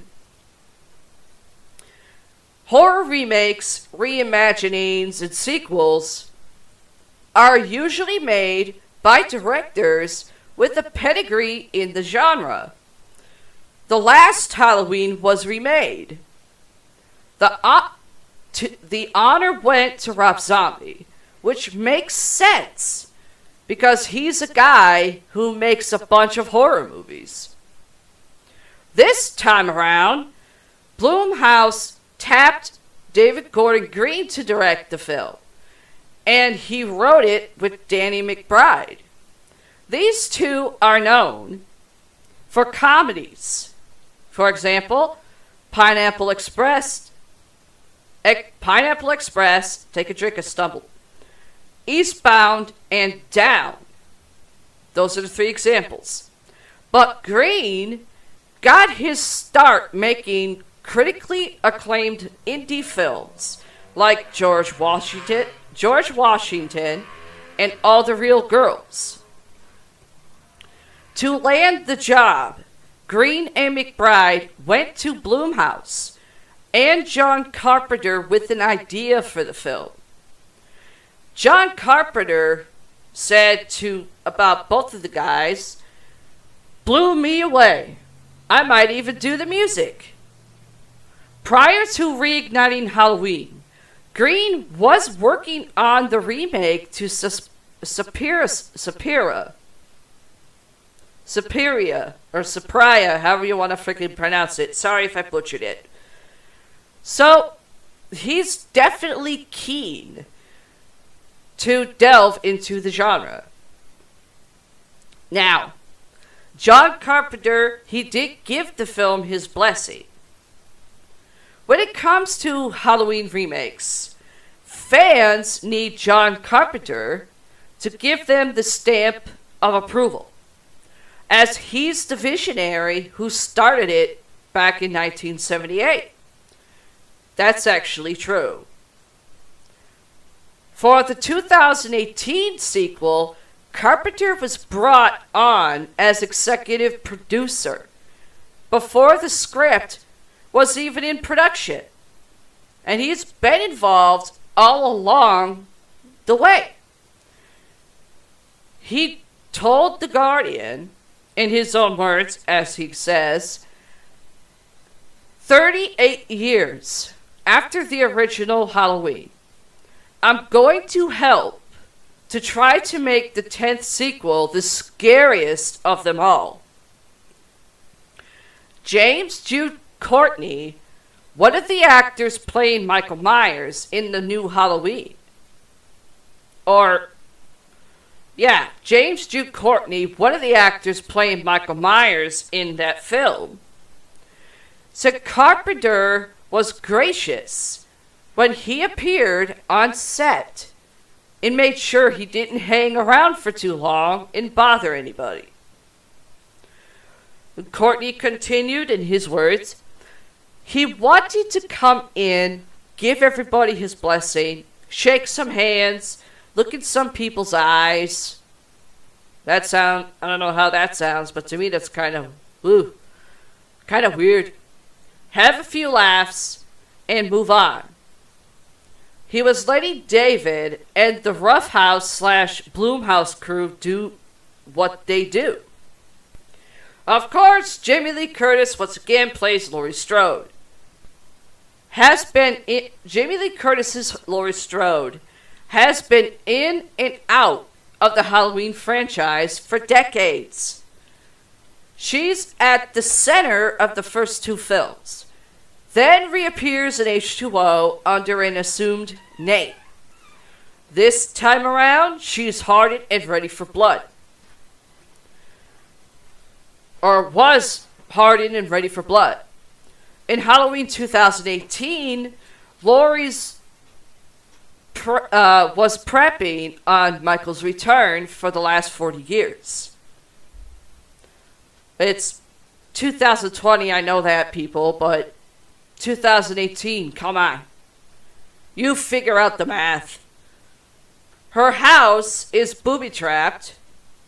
She's good with a rifle.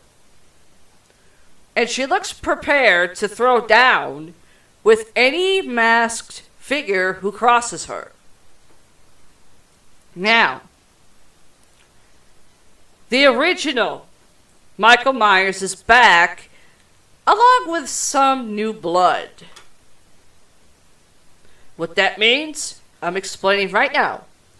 One of the coolest things David Gordon Green has done in the new Halloween is invite Nick Castle, the original Michael Myers, to appear in the film as the character he helped create. Originally, referred to as the Shape, Myers moves like a cat through the original film, and Castle's movements help define the character. Along with Castle, who at the time was pushing 70, Green brought in James Jude Courtney, an actor and stuntman who spent a lot of time in monster makeup. When the director informed James Jude Courtney the original Myers was coming back for a few scenes, Courtney was reportedly elated rather than worried about his job. Courtney says working with Castle was an honor, as he felt like their cooperation was a passing of the torch. I definitely agree. Halloween 2018 shakes up the continuity of the series. Even though the movie is called Halloween, it's not a remake. The film works as both a sequel to the original film and a hard reboot on every film that followed. This means everything that happened after Michael Myers fell out of a window at the end of the original film has been erased. Michael and Laurie aren't brother and sister. H2O isn't a thing. And Halloween Resurrection, where Laurie is killed, definitely never happened.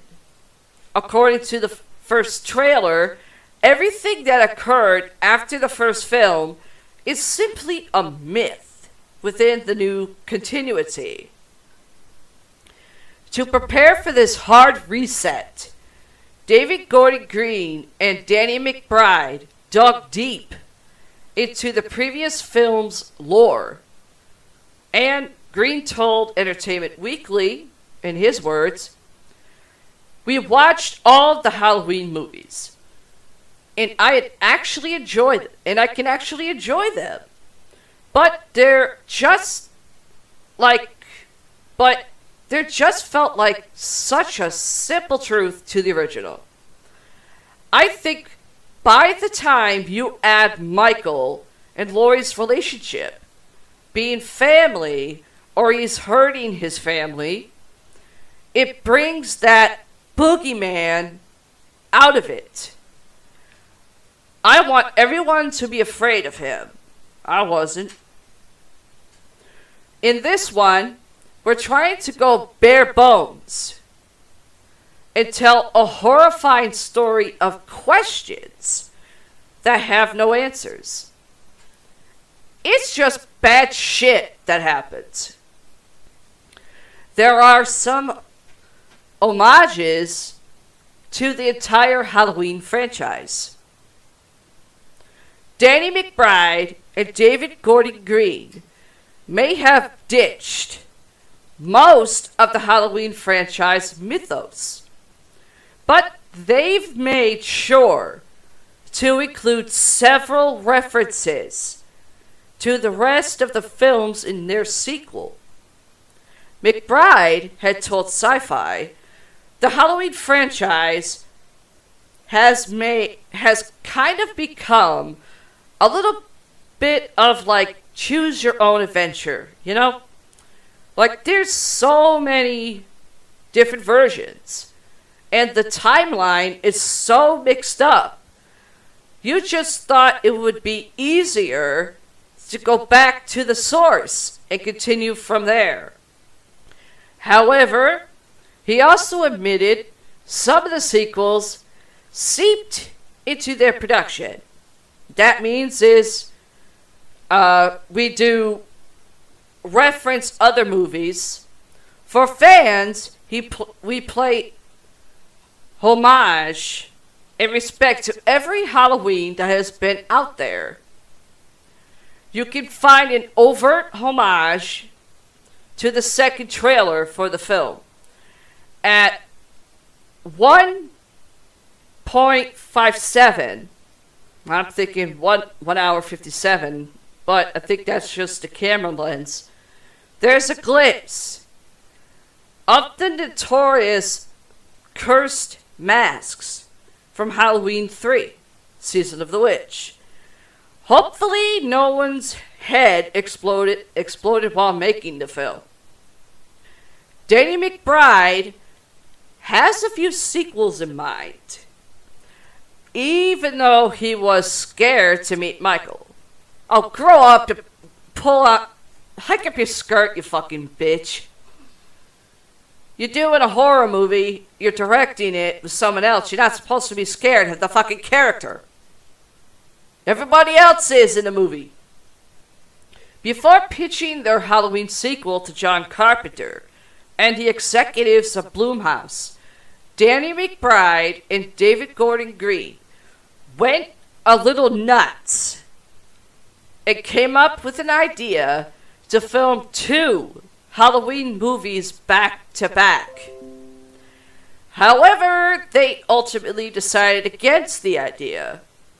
McBride told Entertainment Weekly, in his words, which I'm reading right now, "We were going to shoot them back to back. Then we were like, well, let's not get ahead of ourselves. This could come out and everyone could hate us, and we'd never work again. So let's not have to sit around for a year while we wait for another movie to come out that we know people aren't going to like." At the same time, McBride said he definitely has an idea about where the franchise could go if the film was a hit. Despite being such a big fan of horror, McBride admits he was nervous to meet Michael Myers on set. And his words, as I read, that day they were testing the mask with James for the first time. They weren't even shooting with him. They had brought the mask onto set and were doing lighting tests inside the house. We creeped in early to see that.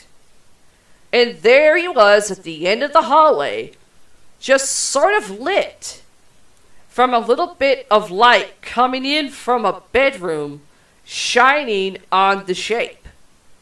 Standing at the end of this hallway, just looking at us. We were all like, that's incredible. I don't want to go back there. I know what happens when you go back there. Can you say it a little bit pussy? Anyway, David Gordon Green's favorite part of the movie is a one-shot sequence. Now what that means, I'm going to explain. In an interview at Dan, take a drink, I stumbled. In an interview at San Diego Comic-Con 2018, David Gordon Green spoke with glee about his favorite shot in that Halloween.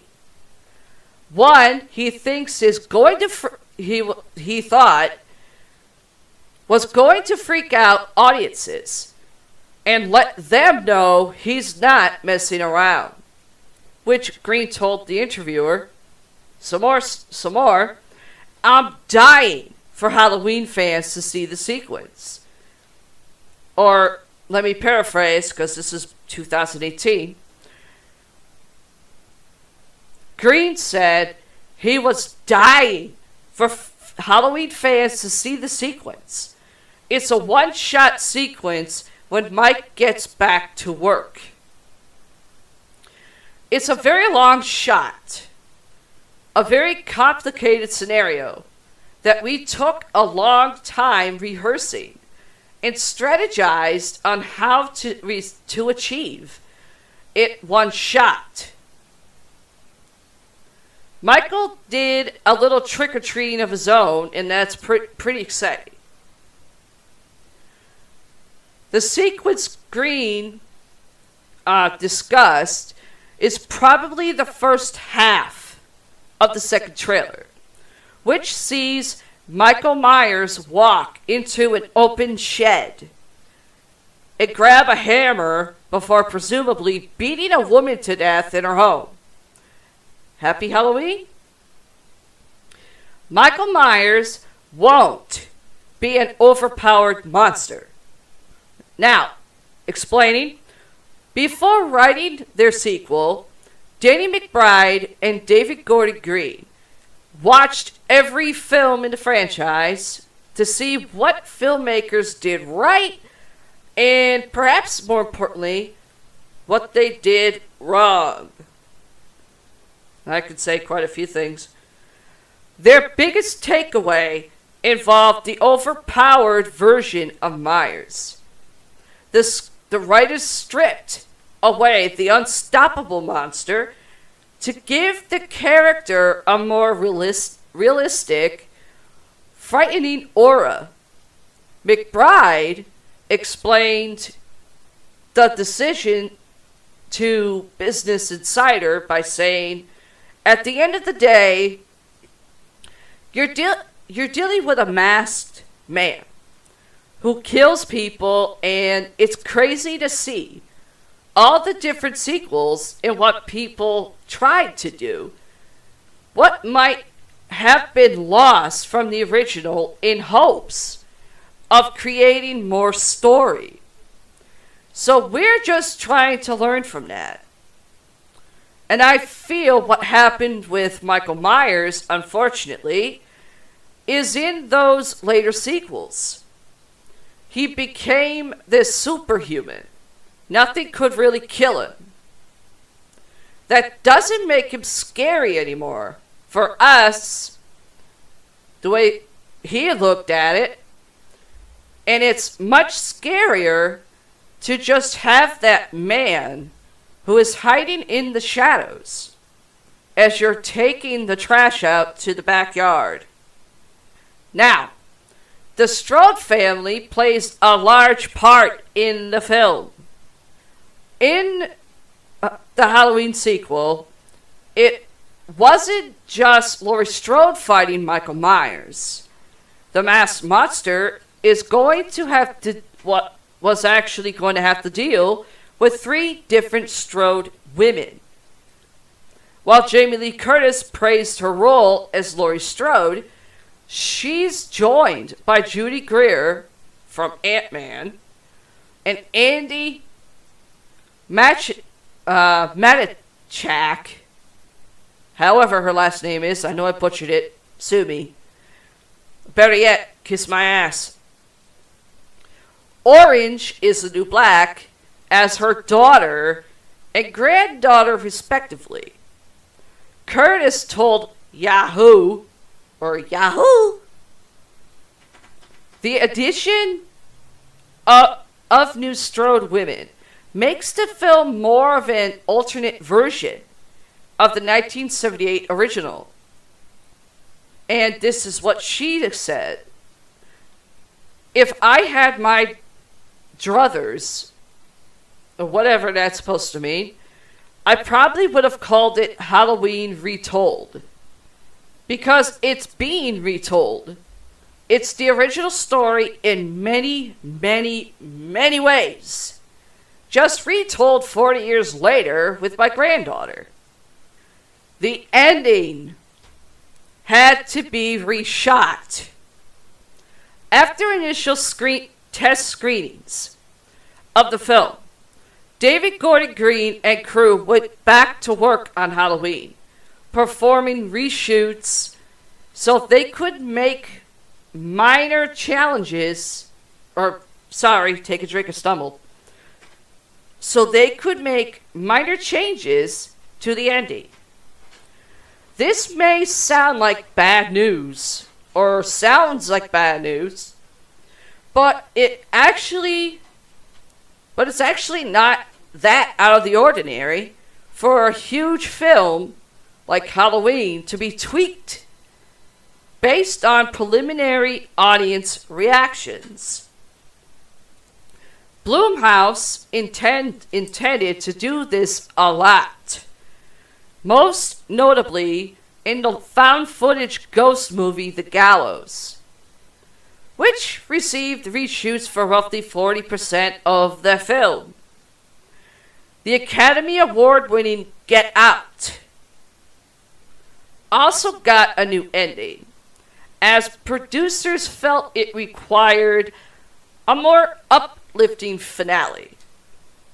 In a riotous reception, if the riotous reception is any indication, Halloween's reshoots were a good thing. Jamie Lloyd didn't make an appearance. If you're a big Halloween fan, then you know Jamie Lloyd is just as important to the franchise as Laurie Strode. For the uninitiated, Lloyd is Laurie Strode's daughter, who's raised without knowing her uncle as a masked serial killer. Lloyd was played by Danielle Harris 4 and 5 and went on and appeared in Rob Zombie's Halloween. But thanks to the major recon of the new film, she no longer existed. Even though Laurie has a daughter and granddaughter in the film, neither of them are named Jamie. Harris posted on Facebook about how disappointed she was that David Gordon Green and Danny McBride erased the character she helped create. And this is her words. "I'm bummed out. I've done 4 Halloween movies, and I'm grateful for those movies. I'm forever grateful and indebted to the Halloween franchise. It's been good to me. What I'm bummed about is Laurie Strode has a daughter. It was okay with it when she had a son. But they're saying in the last one, and she has a daughter, and it's not Jamie. That's just kind of a bummer, I guess. Well, aren't we a little spoiled little bitch? Now, in case nobody knew, it's super violent. It's clear from the trailer and interviews that the Halloween 2018 was going to be the brutality of the original to a completely new level. James Jude Courtney, the new Michael Myers, gave an interview with Halloween Daily News where he discussed how physical the film is, and he doesn't put his compliments while discussing the stunts Jamie Lee Curtis had to perform. Courtney said, "Jamie Lee is tough as fucking nails. She is a bad to the bone woman." He continued saying the film script, first and foremost, lent itself towards a far more physical nature. And speaking of Jamie Lee Curtis some more, she thought the film was terrifying. When a scream queen, like Jamie Lee Curtis, thinks a horror movie is scary, you know it's going to be good.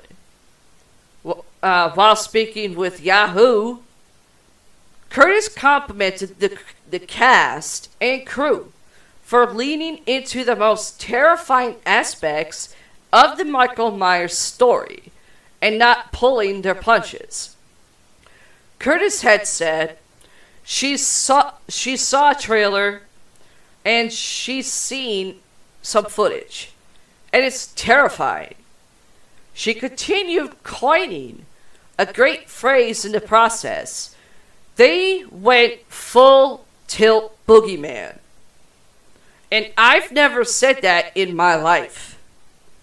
And I will say full tilt boogeyman for the rest of the years as I go around talking about this.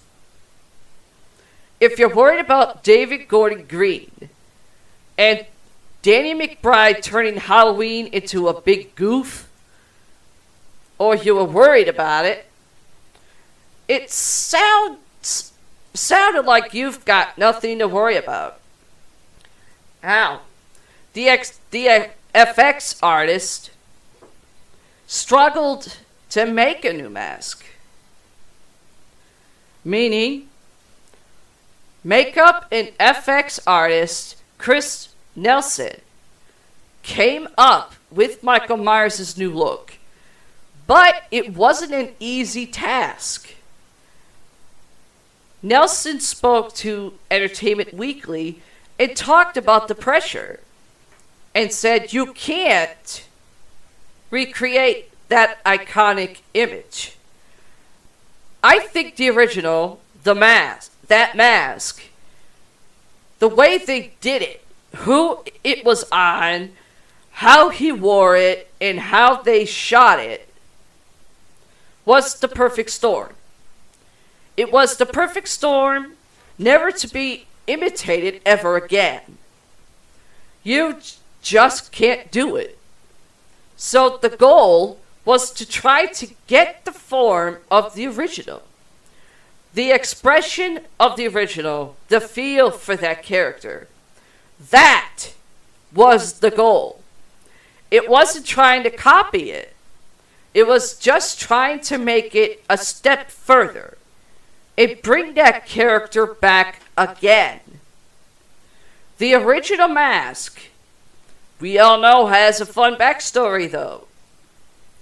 It was, and I'm going to repeat, it was a Captain Kirk, basically William Shatner, mask painted in Myers' now signature white look. And I think that was the last one on that. Let me double check. Yep, that's the last one, I think. Now, let me double see.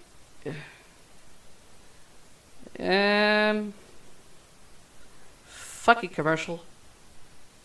Yep, I am done with Halloween 2018. Finally. And obviously I have some shit in my email. That usually happens. Excuse me. And let me see. Let me just get this off. Let me sign out here too. Oh. If I can find it. Sign out. There we go. Let's see. And I got a couple of the nuggets I've been teasing you all on. Yeah. The nuggets. Oh, I just want to throw this in here before you do your nuggets. If Go ahead. You guys have any paranormal stories that you guys want to share with us for us to read it on the air, we have a dark line number. That's right, you heard me, folks. We have a dark line voicemail number.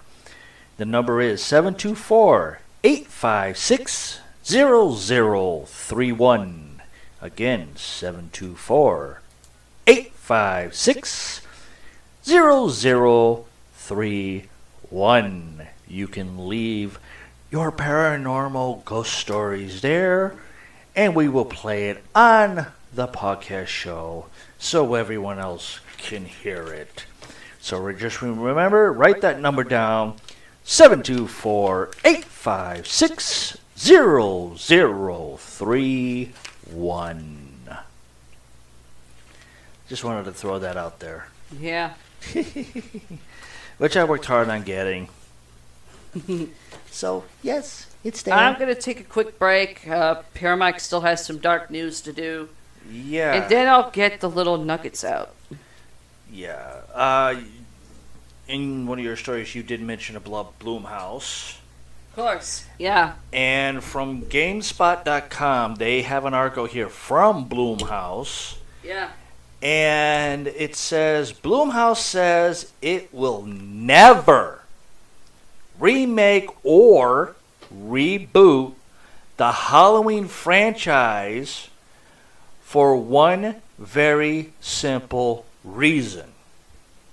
Okay? But then above it, it says, why Blumhouse won't reboot classic horror like Halloween and The Craft. That kind of confused me in a lot of ways just because of the two different sayings. Yeah. But this was done November 3rd, 2020.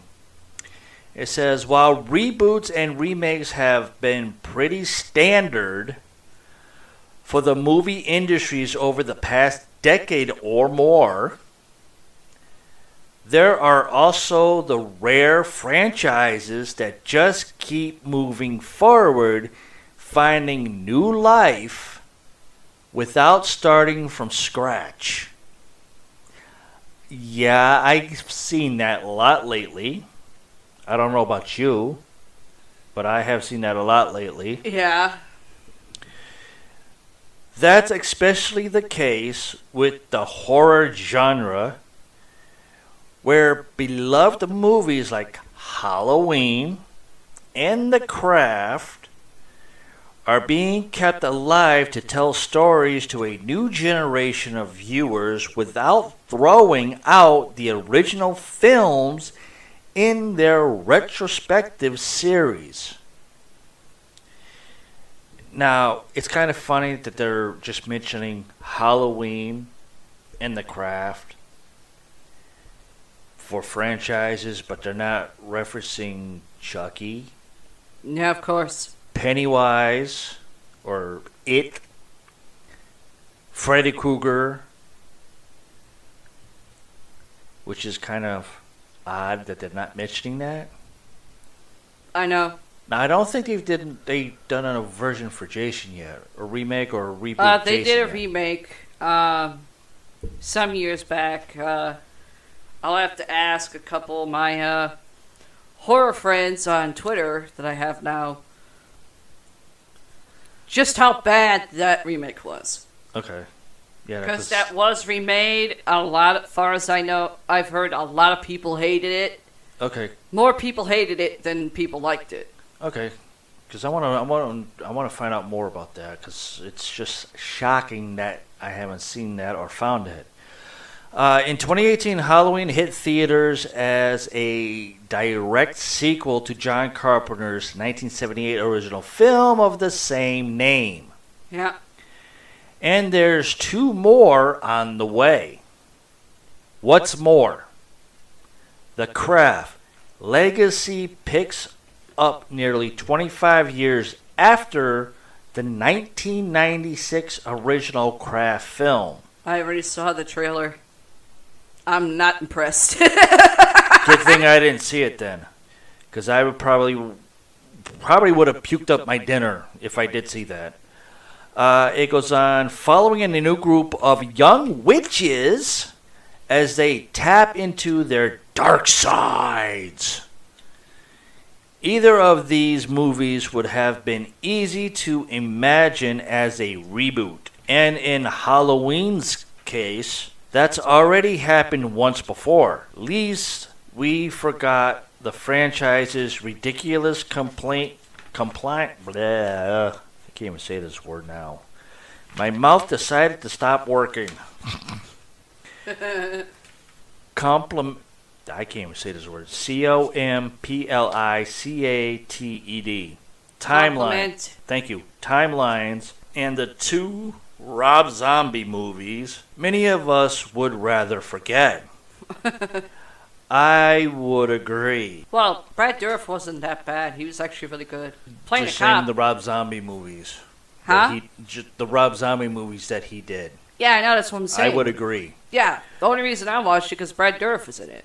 And Well, I'm a I know fan that. of his. I know that, but just the creation of the Rob Zombie movies that he did for Halloween. People would want to forget it. I would agree. Goes on to saying here, but for the founder of Blumhouse Production, the company behind new installments of those franchises, that was never an option. Speaking to GameSpot about Amazon Prime Videos, welcome to Blumhouse Films. Jason Blum spoke about the importance of honoring the legacy of the iconic horror franchises his company oversees. He quotes, "I think it's crucial. I think otherwise, what's the point? Question. I hate the idea of, yeah, that old one worked. Let's call the new one that," he explained. "I think you have to respect what existed before you if you're going to continue it.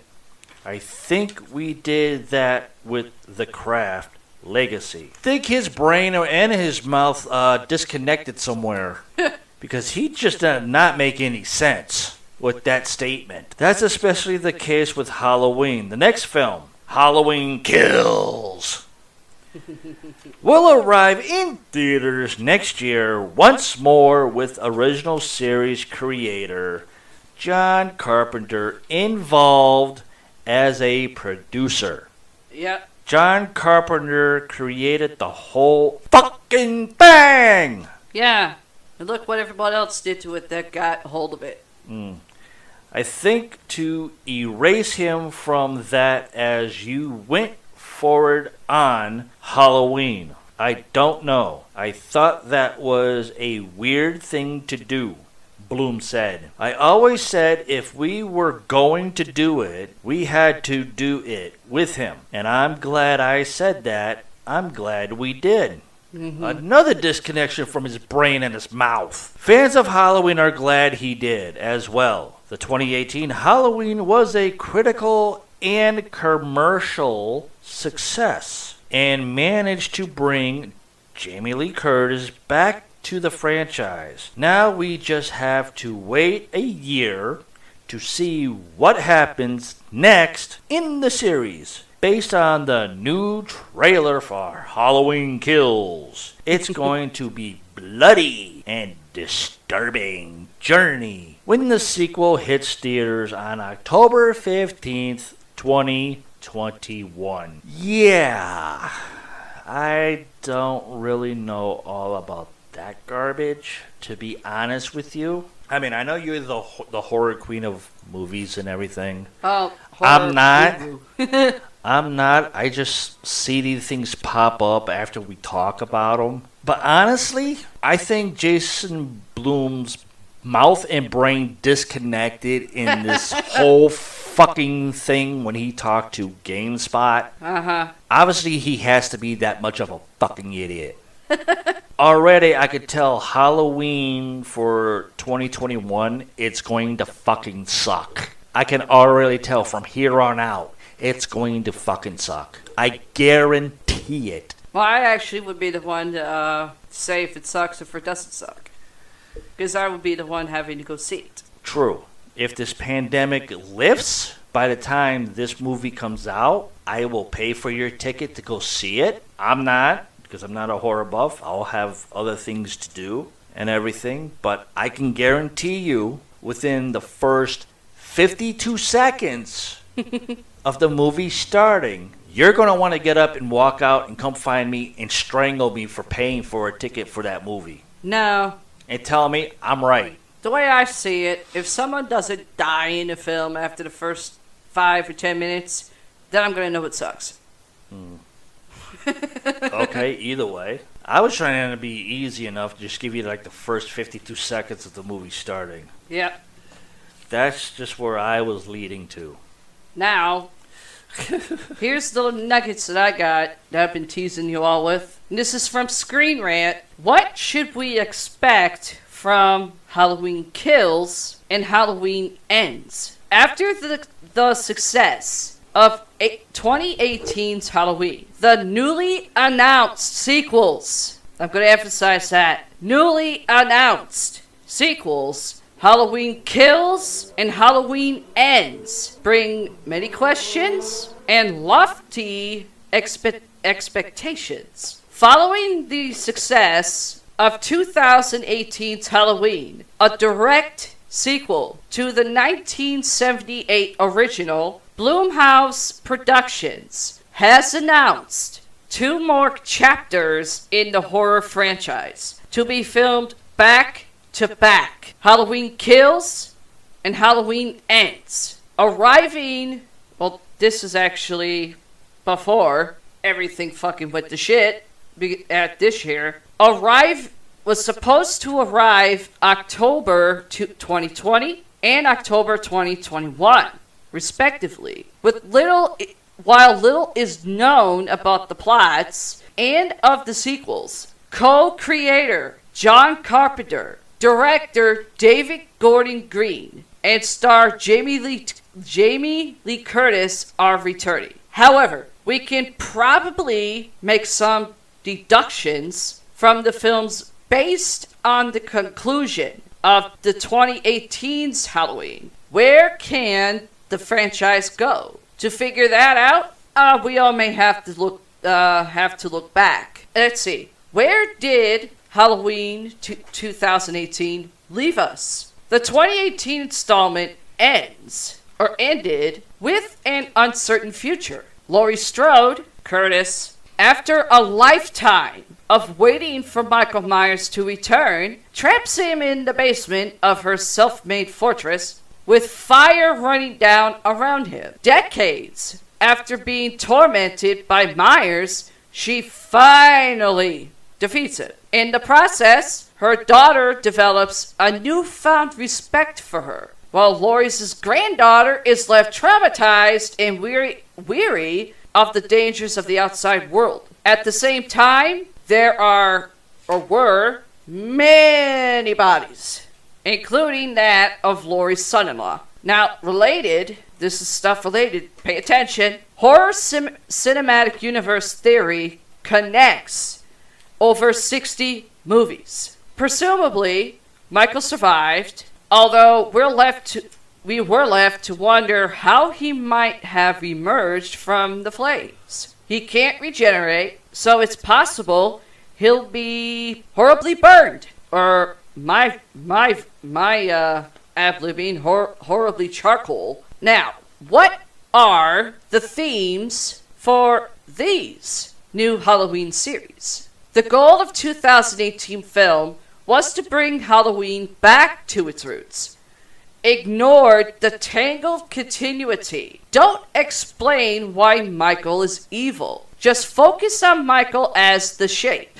Focus on the horror. Related, Friday the 13th, Jason takes on Halloween's Michael in new fan film. Oh God. Well, fan films are the new independent films nowadays. Because the upcoming sequels will boost the same creative crew, I don't know on that one, I'll have to see for myself, it can be assumed that AIM will carry through. Don't expect an explanation for Michael's evil. Expect Laurie to continue to be a survivalist. Expect to see how trauma can change a person's life. Only this time, manifested by the impact Michael has on Allison. Now people probably wondering, who the hell's Allison? Will they find a body?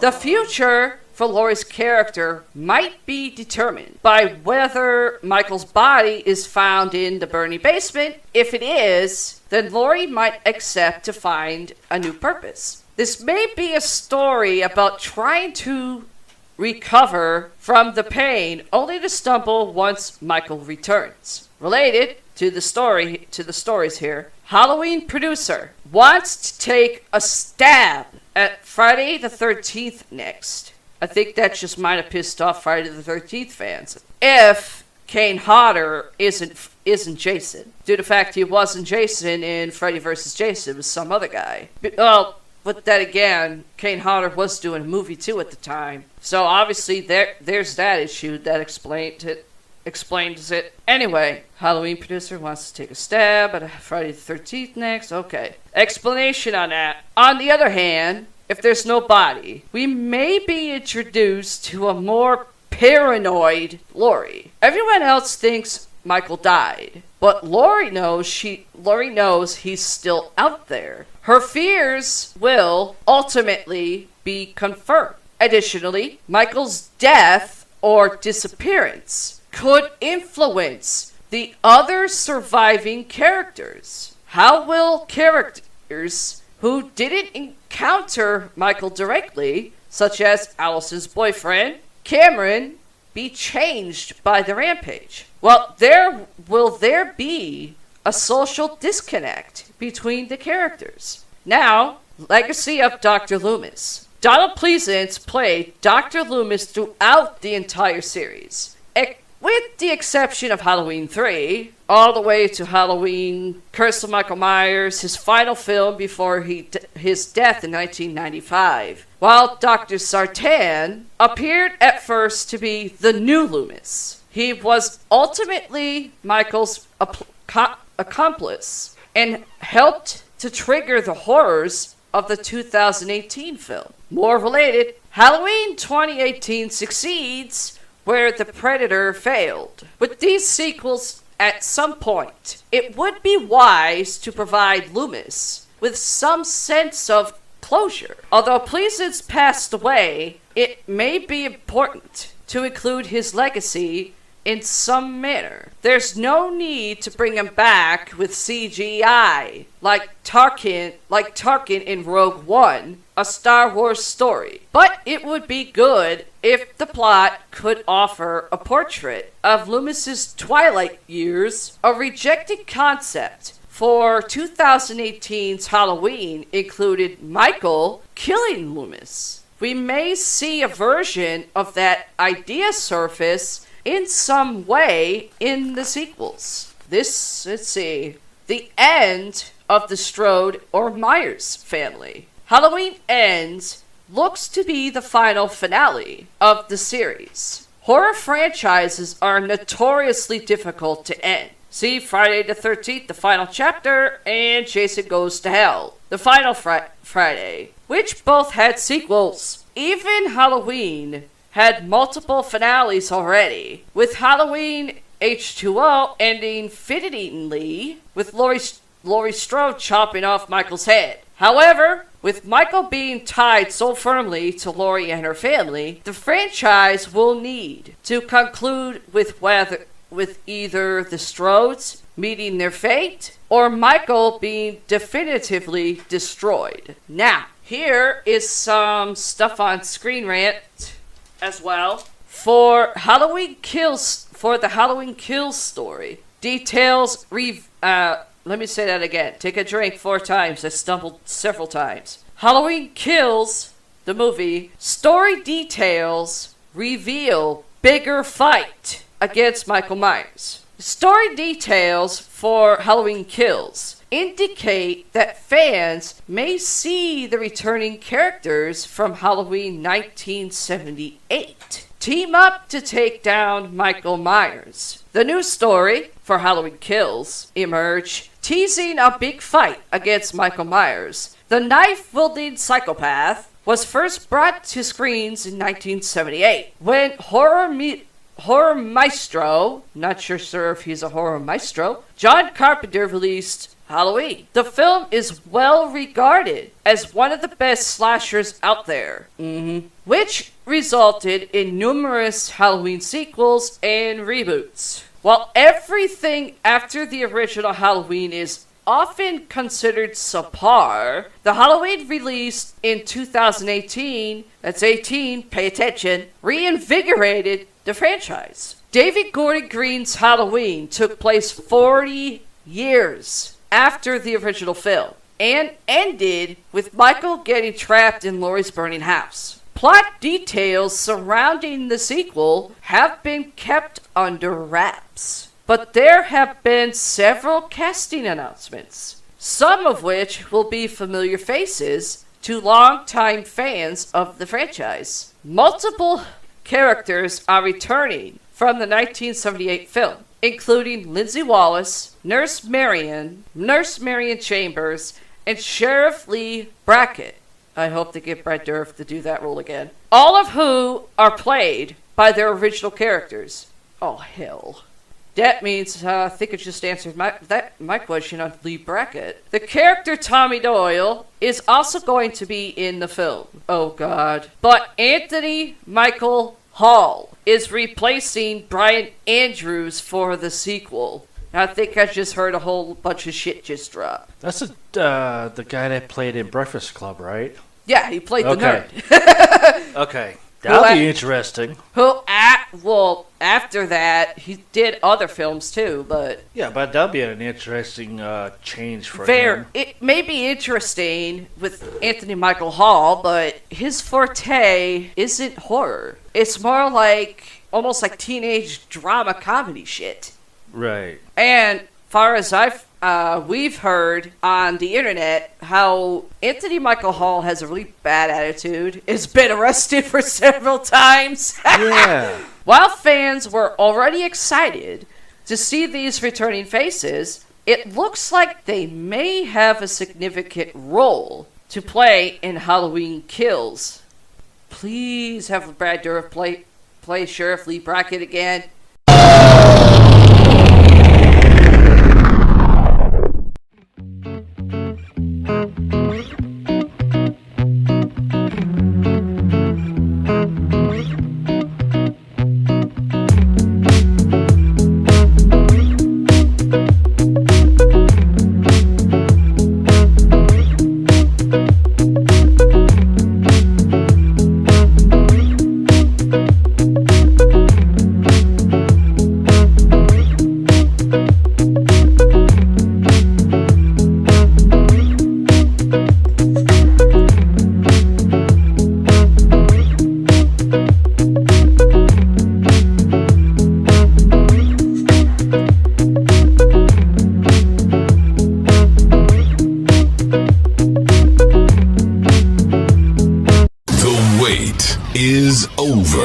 Over.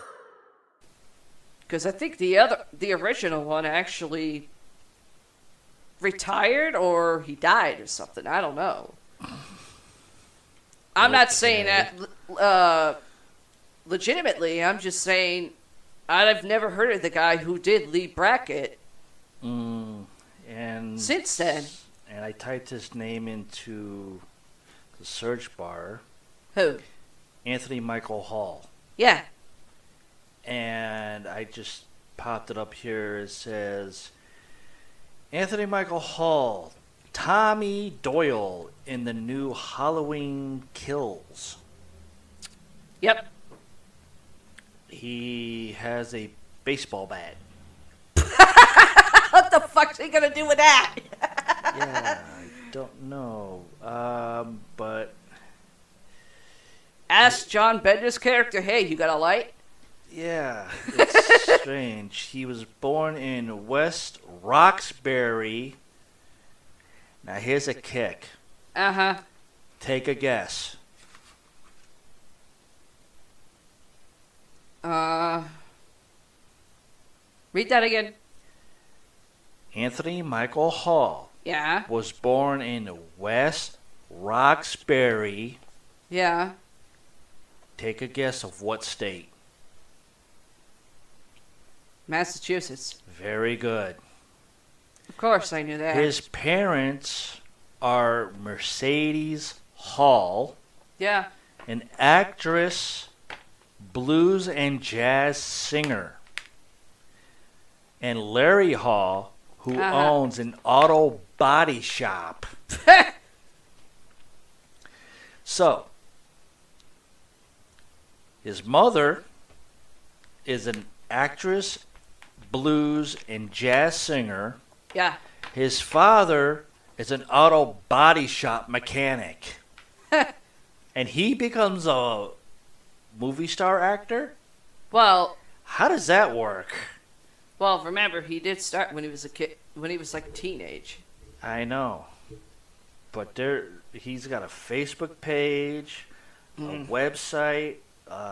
You can find information on IMDb about him and everything. And wow, He has aged a lot. Check on Brad Dourif's. See if he's actually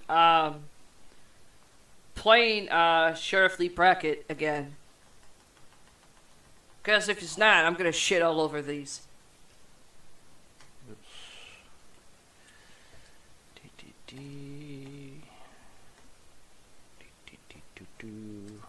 And He's typing, folks. Halloween Kills.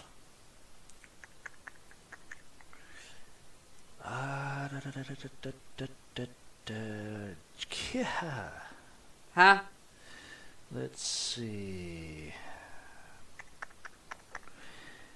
Halloween franchise star teases another original actor. This is from comicbook.com. Which I have in front of me for the next goodie.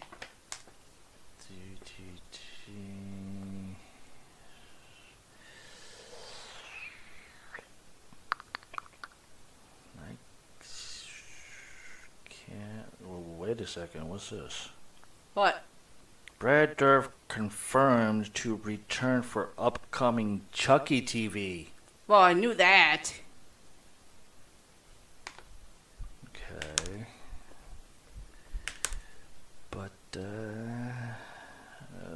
don't know.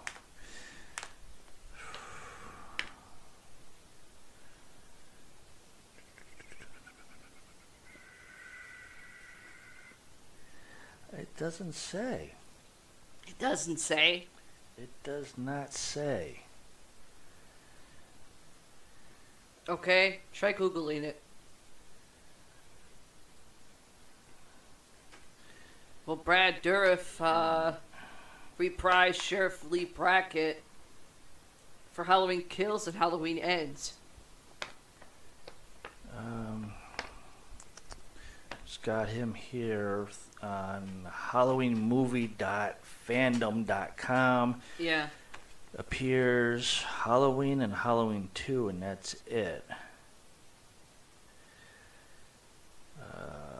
But nothing really else about him returning in Halloween Kills, but it has images Okay. stating that he's supposed to be there. Okay.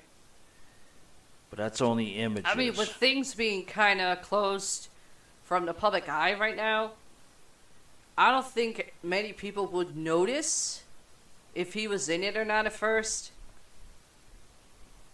until they possibly see the trailers. And it better be actual trailers, not fucking teasers. And I'm seeing a teaser right in front of me. Yeah, I know. I'm trying to figure this out. To be honest, I don't really know. It doesn't really say if he is or isn't. Okay. That's basically a wait and see then. That's a toss-up, I would say. Okay.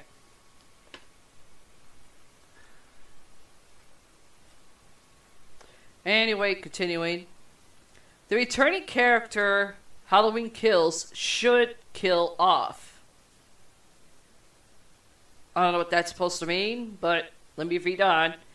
In an exclusive interview with Empire, writer Danny McBride teased that the returning characters may try to attack Michael as a group setting.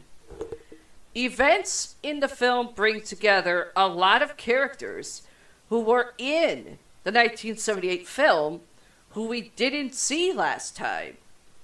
They gathered to try, once and for all, to take down Michael to stop this madman. I really hope they don't turn it into almost like a fucking It. McBride also compared Halloween Kills to 2018's Halloween, saying the first film was about Laurie's isolation, but that the sequel is more about the unraveling of a community into chaos. It's about how fear spreads virally. We all can already figure that one out. With as popular as the Halloween franchise has become in the last 40 years, many have been itching to find out what is going to happen in the sequel. With 2 sequels being announced last year, it was clear Michael is going to escape Laurie's house. No shit! But the recent teaser for Halloween Kills indicates that firefighters might unintentionally help Michael escape as they contain the flames. Speculation has also run rampant on how the film could end, with many believing Laurie could die and make her granddaughter Allison the hero of Halloween Ends. Yes, you heard me right on that one. Let me continue here. Details surrounding the returning characters are still unknown at this time, but this news story information for Halloween Kills indicates that the actors may have more than just cameo roles. Laurie obviously has had reason to fear and hate Michael Myers, but so do all of these returning characters. Tommy and Lindsay were likely scarred by what happened that Halloween night because of how young they were, and Brackett's daughter, Annie, was murdered at the hands of Michael. Even Nurse Chambers was attacked by Michael, but she was lucky enough to survive her encounter. Having these characters all team up to fight Michael could be a satisfying end for some of their story arcs, but Michael's story certainly won't be over in Halloween Kills. Now, the Halloween Ends theory. Laurie's granddaughter will kill Michael Myers. Halloween Ends, releasing in 2022, could be the end for Halloween's primary antagonist, Michael Myers, at the hands of Laurie's granddaughter, Allison. The ongoing saga between Michael Myers and Laurie Strode has gone on since John Carpenter's 1978 film, Halloween. Halloween Ends is said to be the big finale. But theoretically, Laurie's granddaughter could be in the perfect position to kill the Shape for good. I don't know about all that. Due to delays because by the ongoing CV-19 pandemic, which I'm saying in parentheses, Halloween Kills was originally set to be released this past October this year, 2020, but will now release in 2021. Halloween Ends has since been pushed back to 2022. But when it was announced as part of a trilogy that began with David Gordon Green and Blumhouse's 2018 reboot, it was intended to be released in 2021. As part of the announcement, it was said that Halloween Ends would be the finale of Michael Myers and Laurie Strode's ongoing conflict, which began canonically in 1978. While there are several different timelines within the Halloween franchise, many fans of Carpenter's original enjoyed the direction taken by Green, which saw Laurie Strode, Jamie Lee Curtis, battling PTSD after her first encounter with the Shape. Laurie lived in a hyper-vigilant state where she was convinced that one day Michael would return to Haddonfield and she'd get the chance to kill him for good. Related to this story, everything we know about Halloween Kills.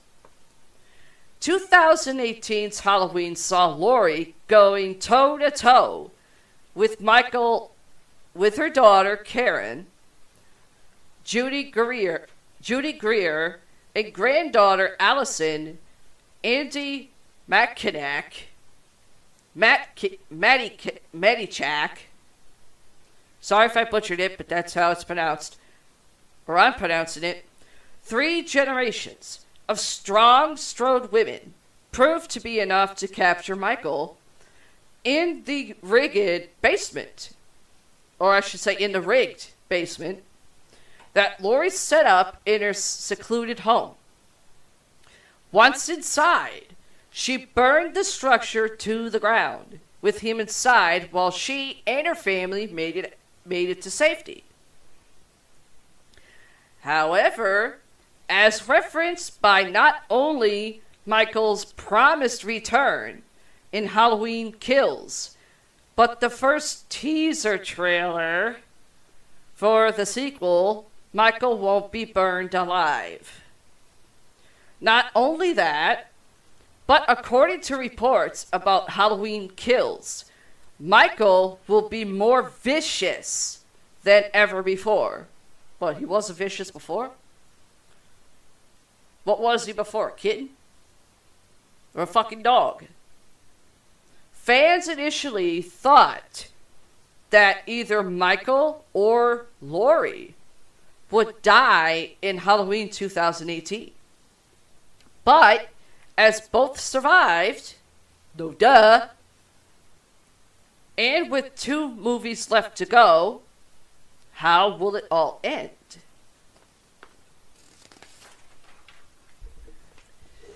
Here's an update for the movie Halloween Kills that's coming out next year.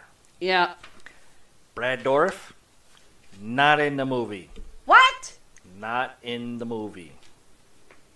Okay, so who's playing Sheriff Brackett? Sheriff Brackett is being... Let's see. Let me get back up to it. DC... That's not it. That's Sheriff Baker. I gotta find it again. Jamie Lee Curtis, of course, playing her character. Judy Greer playing Karen. Yeah. Anthony Michael Hall, Tommy Doyle. Uh-huh. Kyle Richards, female. Of course. Lindsay Wallace. Nick Castle coming back as The Shape. Yep. Nancy Stevens, Marion Chambers. Dylan Arnold, Cameron Elam. Stephanie McIntyre, Scarecrow. Sounds like a villain from Batman.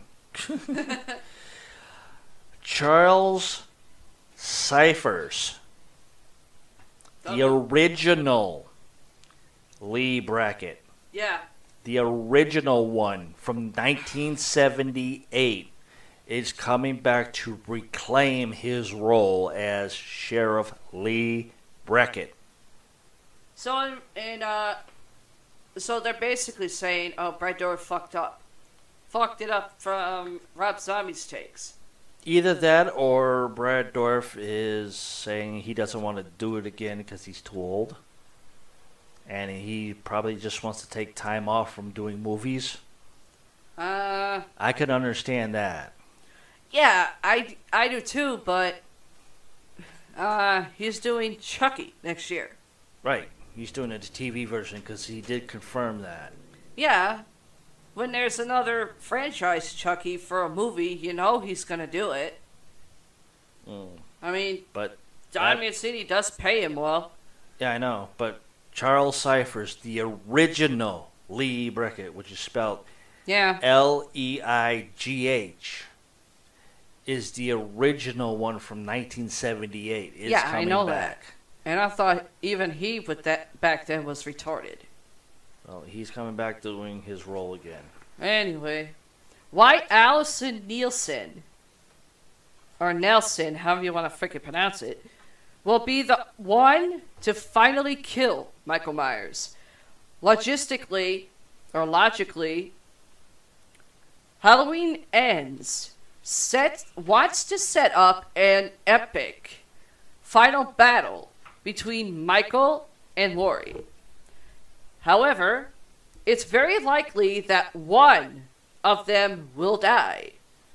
While it would be satisfying for Laurie to achieve what she set out to do in Halloween 2018 and kill Michael for good, there's an element of tragedy that would come out of Michael finally getting the upper hand on Laurie Strode after hunting her for so long.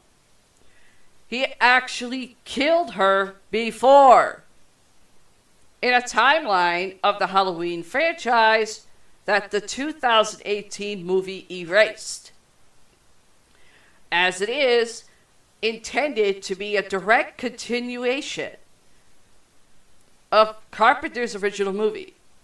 Understandably, fans want to see Laurie emerge the hero. And while it could be interesting to see her daughter Karen defeat the boogeyman, it's likely not what's going to happen. It's likely that won't happen. Allison is basically a mirror image of 1978 Laurie Strode. She's sharp, studious, and experienced. The tragic and brutal deaths of her friends and family at the hands of Michael Myers, just like Laurie did. Karen and her mother have had a strained relationship due to the way Laurie raised her. It was an environment that seemed more like a doomsday training ground than a normal childhood. Allison got to have the childhood her mother missed out on having, to some extent, but still remained close to Laurie. Allison seems to have sympathy and compassion for Laurie, and beyond that, always seemed to be at least willing to listen to her concerns about Michael's inevitable return, where Karen shut them down completely. If, as was also theorized, Karen dies in Halloween Kills, then Laurie will likely be devastated going into the third movie. It would be more than understandable for her to make a mistake, overexert herself, or become emotionally compromised to the level where Michael could obtain the upper hand. This puts Allison in a prime position to take him out and avenge both her mother and her grandmother. Not only does it pay to traditional slasher movie tropes with an innocent final girl defeating a seemingly impossible enemy, it brings the story of the Strode family full circle in a bittersweet way that would work for the series. Halloween Ends is a title that suggests Michael's reign of terror could come to a close. Maybe this time he'll stay dead. Halloween Kills theory. Laurie Strode's daughter won't survive. Halloween 2018 introduced both Laurie Strode's daughter Karen and granddaughter Allison. But they think the former won't survive Halloween Kills. Halloween 2018, blah, blah, blah, blah, blah. Oh, okay. But we think the former won't survive Halloween Kills. Perhaps the biggest dramatic theme running through Halloween 2018 was the importance of family and the idea that family bonds are never beyond repair, even in the most dire of circumstances. The drive of Laurie, Jamie Lee Curtis, to protect her daughter, Judy Greer, and granddaughter, Andy Matichak, from the return of Michael Myers is a strong one, and one that's eventually reciprocated. The Strode women proved to be a powerful team against the Shape, and successfully managed to escape from his assault with all of their lives intact. That's despite several close calls. And the fact that despite supposedly no longer being supernatural, Michael is still seemingly impossible to keep down for good. Of course, even though the Strohs trapped the killer inside Laurie's burning house, no one really thought that would be his end, even before 2 upcoming sequels were announced. Now, more related to this story, was Halloween Kills delayed because of a virus that's going on? Here's what we know.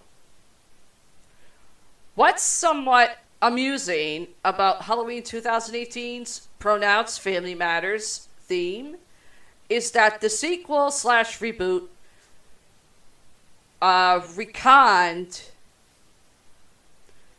the plot element that defined all the past sequels. That Laurie Strode was in fact really Michael Myers' sister. Even in that sense, she lost a brother. But in Halloween Kills, she might lose a daughter. Let me take a quick sip here. Pepsi, gotta love it. Some more Halloween Kills theories. Laurie Strode's daughter won't survive. It's revealed in Halloween 2018 that due to the PTSD Laurie suffers as a result of her 1978 encounter with Michael Myers, being her daughter was far from easy for Karen. Laurie raised Karen to be a survivalist, fearful that Michael would eventually return. She turned out to be right about that, but not before losing custody of Karen and them spending years estranged. Now that they're back on the same page, it looks like the Strode women would battle Michael together once again in Halloween Kills, but it probably won't last long. Thanks to Laurie's long-time close relationship with granddaughter Allison, Karen is sort of the odd woman out, even after their reconciliation. This would make her a great dramatic choice for Michael to kill off, leaving Laurie and Allison as a duo sparred onto victory by the death of their daughter/mother. Michael murdering Karen in Halloween Kills would set the stage for an epic final fight. I could just hear the freaking bell right now in this corner, as it would represent yet another person the Shape stole from her life. This time, the one arguably closest to her heart. It would also serve as a subtle Easter egg reference to the original Halloween continuity, in which Michael brutally killed Laurie's first daughter, Jamie Lloyd. Now, why Dr. Loomis should cameo in Halloween Kills? With Halloween Kills set to feature a flashback scene in the 1978 Rampage, it's the perfect time to have Dr. Loomis make a cameo. With Halloween Kills set to feature a flashback scene to Michael Myers' Rampage, that's said for a second fucking time. Okay. Halloween is one of the horror's longest tenured franchises and is to some the gold standard of the slasher subgenre. Genre. The Halloween name carries with it a storied legacy of films, some great, some good, some shitty, and some just okay. Or, in my words, just eh. That's why it bothered so many fans that Halloween 2018 chose to recon every sequel, remake, or spin-off that had come before. Still, it can't be argued that Halloween 2018's reboot, Gambit, didn't work out, as critics praised the film and it became a box office smash. Blumhouse and Universal have since greenlit 2 follow-ups. Of course, the 2020's Halloween Kills, which is now coming out 2021, and Halloween Ends, which comes out 2022. Both are set to hit theaters in October of their respective years.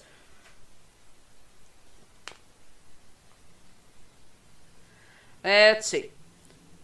And of course, this gives a little damper on that. But, that's been affirmed. But given the virus outbreak causing mass delays in Hollywood, it's becoming unclear whether Halloween Kills will indeed arrive as scheduled. But we already reviewed that. The returning character Halloween Kills should kill off.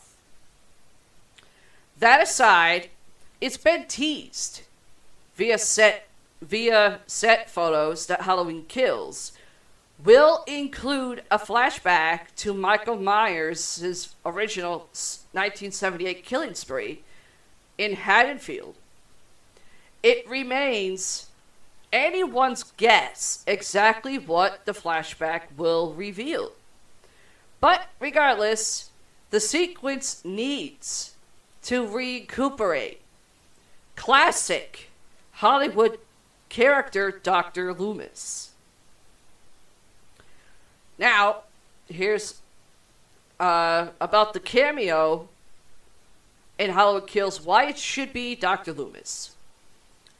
The widely held belief that Halloween Kills will include a flashback scene traces back to some set photos that appeared to show Michael walking down a Haddonfield residential street with a pristine white version of his mask on. Not the weathered version he sports from Halloween 2018. A boy resembling Lonnie Elam, or Lonnie Elam, or however you want to pronounce that one, can also be seen in the photos. This would mean... Maddie, can I help you? No! a little help here. He's on my laptop. Dumbass. Sorry, my cat, Batty, decided to try to lay on my shit. Oh, let's see.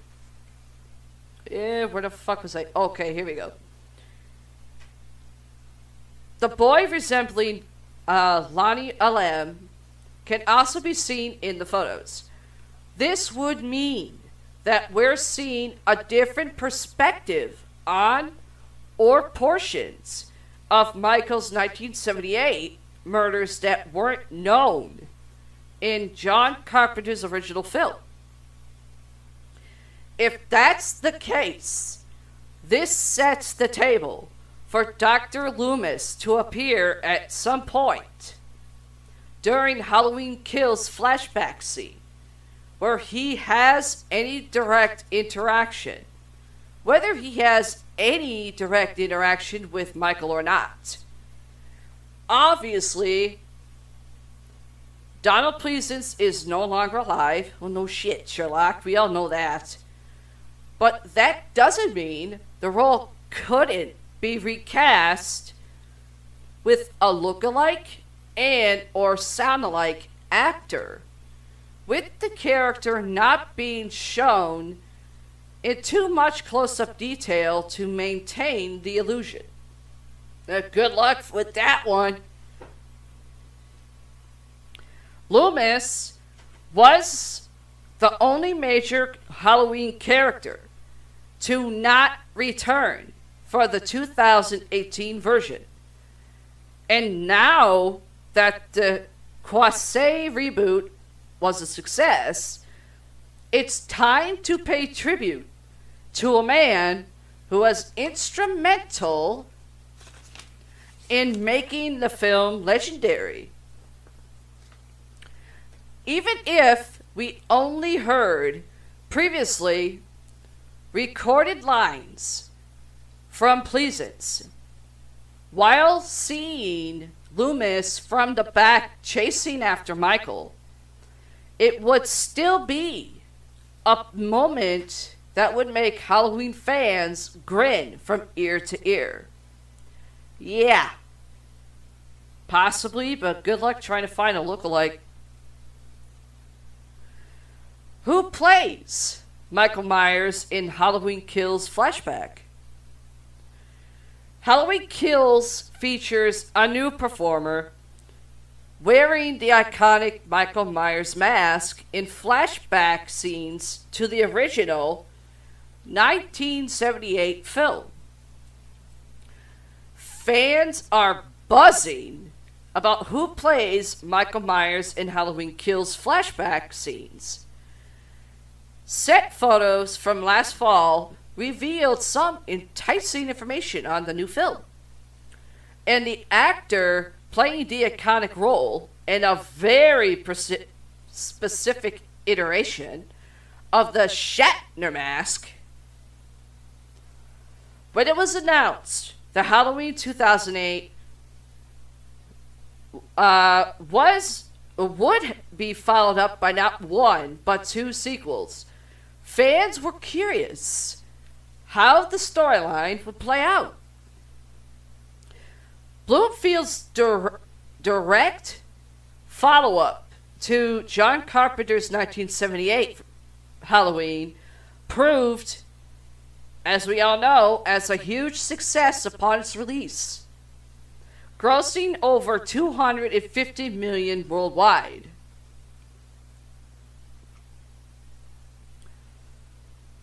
Jamie Lee Curtis returned as haunted protagonist Laurie Strode, prepared once more for battle against boogeyman Michael Myers.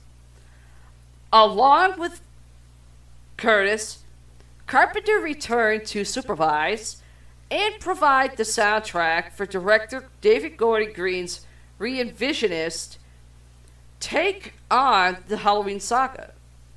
Much like several of the previous Halloween sequels, the 2018 update had a rather ambiguous ending, which left the door open for additional tricks from Myers. See, also related, Halloween Kills should be set the same day as the 2018 reboot. Photos linked to social media last fall from cast members gave some insight into where the next film was headed. Shots of Curtis on a gurney with wounds from a previous chapter led many to believe Green was taking a cue from Halloween 2, 1981, and picking up directly from where they left off. Now, a new face dons Michael's mask in Halloween Kills flashback scenes. The additional leaked films of Haddonfield Memorial, the hospital that served as the main location for the first sequel, also gave a strong indication where part of the narrative might head. Around the same period, behind-the-scenes shots leaked as an actor wearing the original Myers costume. When more photos appeared featuring a child actor wearing similar clothing to Lonnie, Brent LePage. That's Brent. Pay attention, people. Another character from the 1978 film, rumors of a flashback began to take shape. Blumhouse has already verified returning actors from the 1978 film.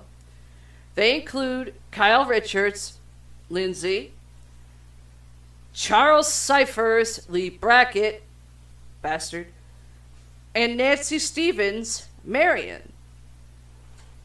With, of course, Anthony Michael Hall, who is stepping into the role of Tommy. Bet you 10 to 1 he's trying to get into some more of the acting scenes, because for being in jail so many times, it appears that they are going the extra mile to honor the original classic. Social media has also played a part in revealing some of the more interesting casting decisions in the next film, including a new actor portraying 21-year-old Michael. That makes no sense. Last November, stuntman Aaron Armstrong confirmed on his Instagram account that he would be the newest performer to wear the iconic mask. Armstrong has done... take a drink of stubble. Armstrong has dozens of television credits to his name and has been a stunt performer in all 3 John Wick films. Oh, yay. Halloween Kills is scheduled for release on was scheduled for release on October 16th, 2020, followed by Halloween Ends for October 15th for next year, but we all know that was pushed back. One character Halloween Kills should bring back, but won't. Halloween Kills is bringing back a number of characters we all know from John Carpenter's 1978 Halloween, but one in particular isn't set for a comeback. Halloween Kills has fans excited about the return of several original characters, but there is one character they won't be bringing back. The new film, out October 2021, recently had a test screening, prompting more chatter about the movie's plot online. When it was announced in 2016 that David Gordon Green was working on a new sequel to John Carpenter's Halloween, fans were skeptical. Talk about another Halloween film had been making the rounds ever since Rob Zombie's Halloween 2 was released in 2009. The critical and commercial beating that the film took prompted rights holders, including Tranca's International Films, to re-evaluate future follow-ups. A proposed third film in Zombies remake timeline was planned, but eventually sidelined. More on that. Why Halloween 2 is much gore than John Carpenter's original. Green's film, a direct sequel to the original classic, ignored all of the follow-ups in order to bypass the convoluted timeline from previous chapters. This allowed for the inclusion of Jamie Lee Curtis, who Green had to convince to return, as her character was killed off twice in different iterations. The 2018 Halloween pitted Strode against Boogeyman Michael Myers once again, which we all know, but this time with help from her family. Obviously, she can't do it by herself. As in the original, the Halloween reboot was set in the small town of Haddonfield, though kept some previous characters who ostensibly made it out alive, left out of the drama. However, that changed when it was announced that there will be 2 follow-ups to the recon versions. Halloween Kills, again, won't be bringing back Laurie's crush. Halloween Kills, the second film in the proposed trilogy, is bringing back several characters, which we all know, which I've already freaking said, will all be returning to reprise their roles, Brackett, Wallace, Chambers, respectively. Another pivotal character returning, which Anthony Michael Hall will be playing, Tommy Doyle. But I like this one. Tommy Doyle, originally played by Brian Andrews, has been replaced by former Brat Packer Anthony Michael Hall. I like that one. One character that they won't be bringing back is Laurie Strode's off-scene crush, Ben Tremor. Tremor, who was apparently crushed by a police car in Halloween 2, 1981, would make an ideal love interest for Strode in the new timeline. Curtis's character has been linked romantically in the series a few times. In Halloween 4, 1988, Return of Michael Myers, it is suggested that she had a child with Jimmy Lloyd, played by Lance Guest in Halloween 2. In a different timeline created in Halloween H2O 2020, 1998, take 2 shots. I stumbled on a number.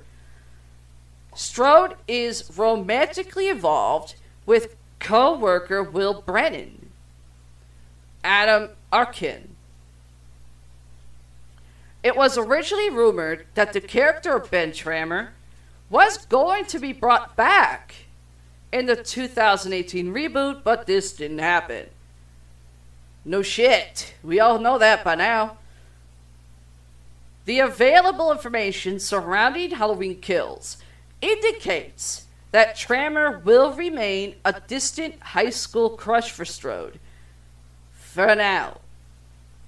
The final film to the new trilogy, Halloween Kills, might find a way to bring the character back into flesh and blood reality in some capacity.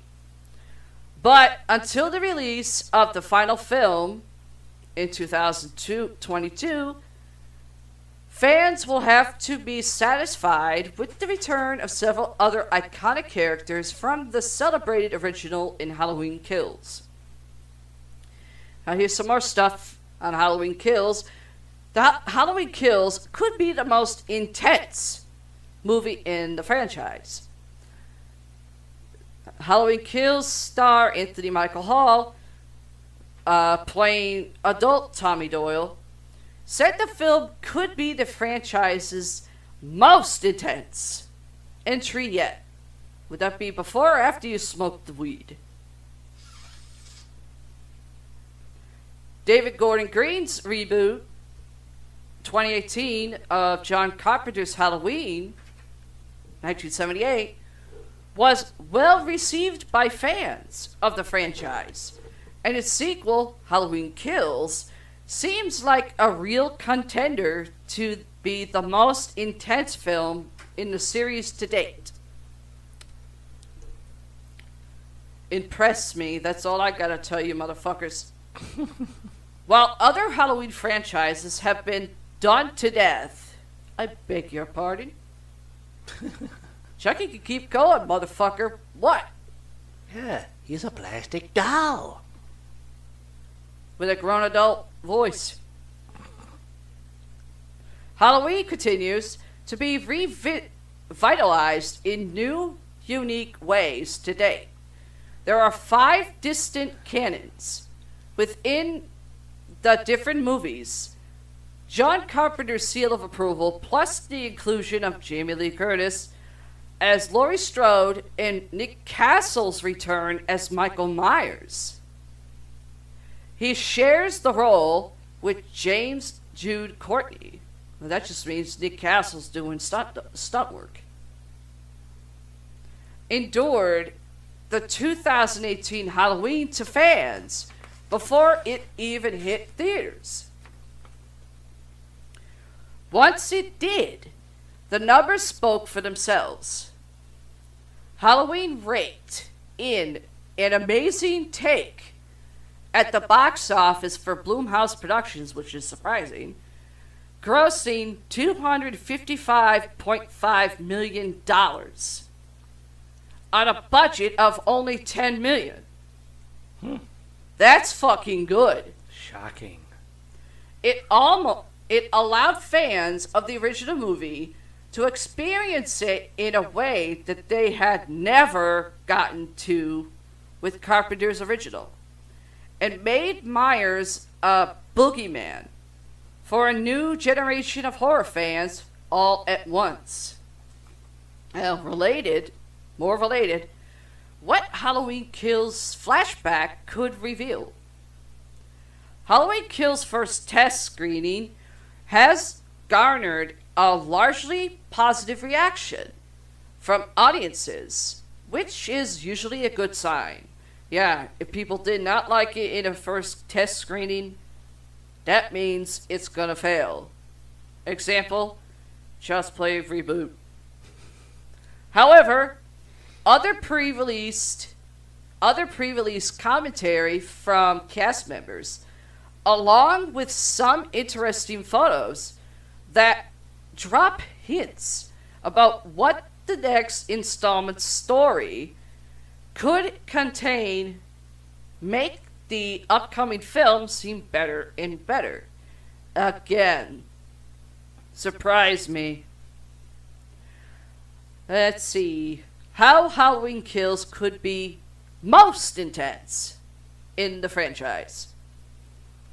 Blah blah blah blah. Okay, since we all know by now Anthony Michael Hall is playing the adult Tommy Doyle in Halloween Kills, which received Paul Rudd's blessing to play the role, and has spoken out recently about the upcoming film. On the Phantasm podcast, Hall stated that the film was really intense, which seems to coincide with what some sources reflect from the test screening. The 2018 reboot saw a darker, more brutal Michael Myers than the 1978 version, which could be a reflection of what modern horror audiences expect from a slasher film, but could also speak to the character itself. After being locked away for 40 years, he is bound to have some energy to unleash. James Jude Courtney spoke to the efficiency of his portrayal of Myers, who was depicted going from house to house like his own twisted version of trick-or-treating in the remake. Many have commented on how the 1918 movies was already significantly more gory than the original.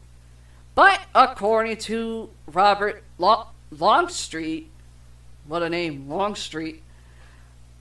Hey, how long's the street? It might have nothing on what's to come. When the actor spoke to Bloody Flicks, he said, I don't know I can say anything about Halloween Kills, except it might be the nastiest of all of them. Longstreet, how long is that street? Is playing Lonnie Elam, who was Tommy Doyle's childhood bully. And from what has been shown in set photos for the upcoming film, might have had an unexpected encounter with Myers that wasn't shown in the original film. The flashback sequences to 1978 could also add to the new movie's intensity, depending on what it contains, and if any new material is included from Myers' original massacre. Depending on how much of that sequence is shown, it will likely add additional background to some of the returning characters and add context to many certain characters have returned for the sequel. Other returning characters includes Lindsay Wallace, who is played by her original actress Kyle Richards. Depending on how Halloween Kills turns out, all of this could lead to some shocking and heartbreaking deaths. Now, I have here the new release dates for the franchise movies. Halloween Kills will be October 15th, 2021, next year, and Halloween Ends will be October 15th, 2022, the following year. And from what I'm seeing on my screen, which Paramike sent to me on the 2nd of this month, of this year, Halloween Ends producer comments on possible franchise future. And I'm seeing a Halloween Kills teaser. Back in 2018, Halloween revived the long-dormant franchise of the same name with a film that earned critical and financial success, leading to last year's announcement that the creative team would be developing follow-up films, Halloween Kills and Halloween Ends. Given how ominous both titles are, it sounds as though this could be the end of the franchise. But with fans just as excited about the series more than 40 years after it launched in 1978 as ever, it's hard to imagine a world where the horror franchise is truly over. Though producer Ryan Freeman admits that the filmmakers have yet to start planning what could come after the 2022 release of Halloween Ends. I have okay, this is Ryan Freeman's accounts here. I have not thought that far ahead. Freeman shared with comicbook.com about what the future might hold for the series. Right now, we're in the midst of what we see as the director, David Gordon Green, trilogy. And the story, like with the Rob Zombie films, it had these little offshoots. They had done Halloween 3 Season of the Witch way back then.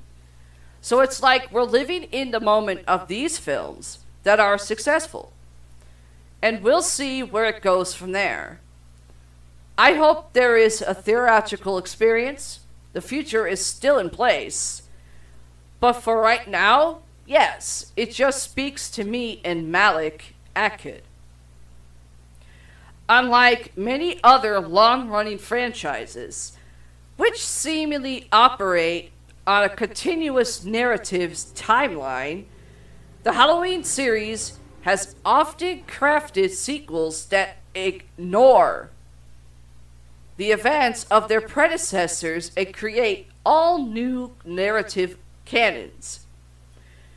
The current canon, for example, takes place 40 years after the events of the 1978 Halloween and ignores all sequels, famously erasing the reveal in 1981's Halloween 2 that Michael Myers is Laurie Strode's brother. With the culmination of Green's trilogy of Halloween films still 2 years away, we likely won't have solid updates about what the future holds for the series for quite some time, as we wait for the release of Halloween Kills and Halloween Ends. We can revisit where the franchise started with the illustrated The Legend of Halloween novelization. The book is described, originally premiered in the fall of 1978. Halloween inspired a generation of innovative horror films and a slew of franchise sequels and reboots. The Legend of Halloween follows the iconic villain, Michael Myers, as he wreaks havoc on his hometown in Haddonfield, Illinois, on Halloween night. Laurie Strode, originally played by Jamie Lee Curtis, falls victim to the escaped killer, but manages to fight for her life and confront her new foe along the way. Through eerie rhymes and quirky illustrations, emulating the unsettling nature of the classic horror journey, Green and Tuchel craft a reimagined telling of the beloved source material for longtime fans and newcomers to the franchise. The adaptation was co-written by David Gordon Green, while actor/director Onar Tuchel also serves as a co-writer, with Tuchel having illustrated the adaptation. Malik Akkad and Ryan Freeman, producer and executive producer of the 2018 Halloween and forthcoming sequels, oversaw the project from Further Front Publishing. And let's see. Trying to see, is that it? Yep, that's it. So, I'm going to scroll back here. Hopefully this fucking thing plays. Nope, doesn't play. Sorry. Okay, we got the Halloween franchise movies and stuff out of the way.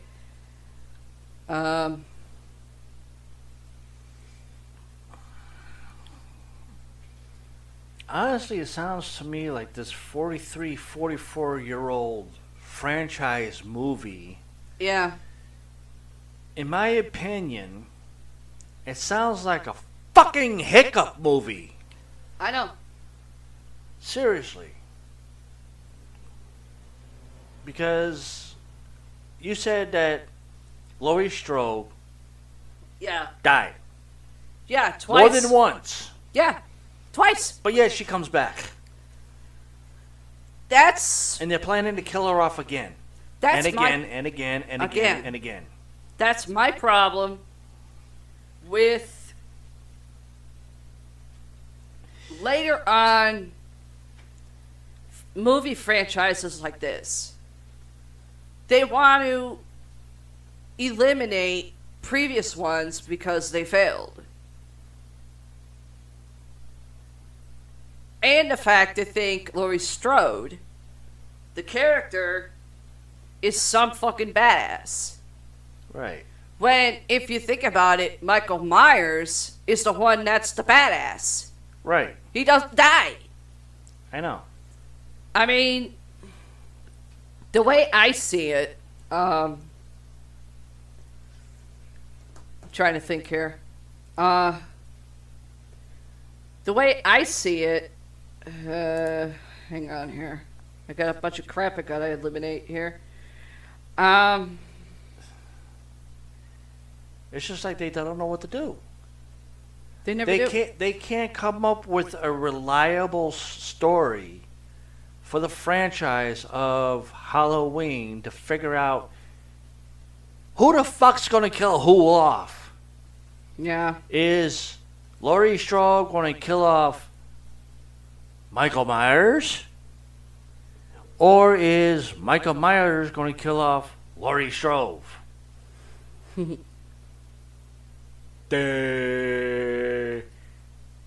It sounds like the movie from the original creator. Yeah. Kind of knew what he was doing, but now these other idiots are like, doesn't know what the fuck they're doing and trying to like totally destroy the 78 films version. No, I think what they're trying to do is basically say, the other ones, basically from Halloween 3 all the way up, let's just ignore. I mean, I wasn't much of a fan for Rob Zombie's 2 versions of it, but at least he used an imagination. True. I'll give him credit for that. But not putting in those 2 different versions from Rob Zombie. I'm just saying this 43, 44 almost year-old movie from John Carpenter's vision. Yeah. From 78. Yeah. With other idiots keep it going. Laurie Strode dies off twice, but comes back. Trying to kill off Michael Myers. It's like these idiots doesn't know what the fuck to do. Of course not. They're like taking John Carpenter's version and just fucking it up. It's a fucking hiccup movie that should not even be continued. A lot of people say that about Chucky. And I tell them to shut the fuck up because that's actually more inventive. I know. I mean, with Chucky, with Don Mancini, at least he comes up with new different directions. Not only that, he's trying to stay within the now. I know, which is fucking awesome. But with the Michael Myers and Halloween, it's like, no, let's see. 78 was perfect. Halloween 1 was okay. Halloween 2, yes. Halloween 3 to now is like hiccup fuck central. Oh, I know. We don't know what the fuck to do. Do we kill off Michael Myers or do we kill off Laurie Strode? Are they brother and sister like 78 version was told? Yeah. It's just a fuck up franchise. I'm sorry. That's how I'm getting it. That's my version. That's my opinion. It's a fuck up franchise. God. All right. My turn? Yes. Okay. Wow, where's my cigarette? Did you already smoke the one in your ashtray? Not while I was talking. Well, there should be one in your ashtray. I put one in there a while back. Unless someone knocked it over. Uh-oh. That ain't kosher. Right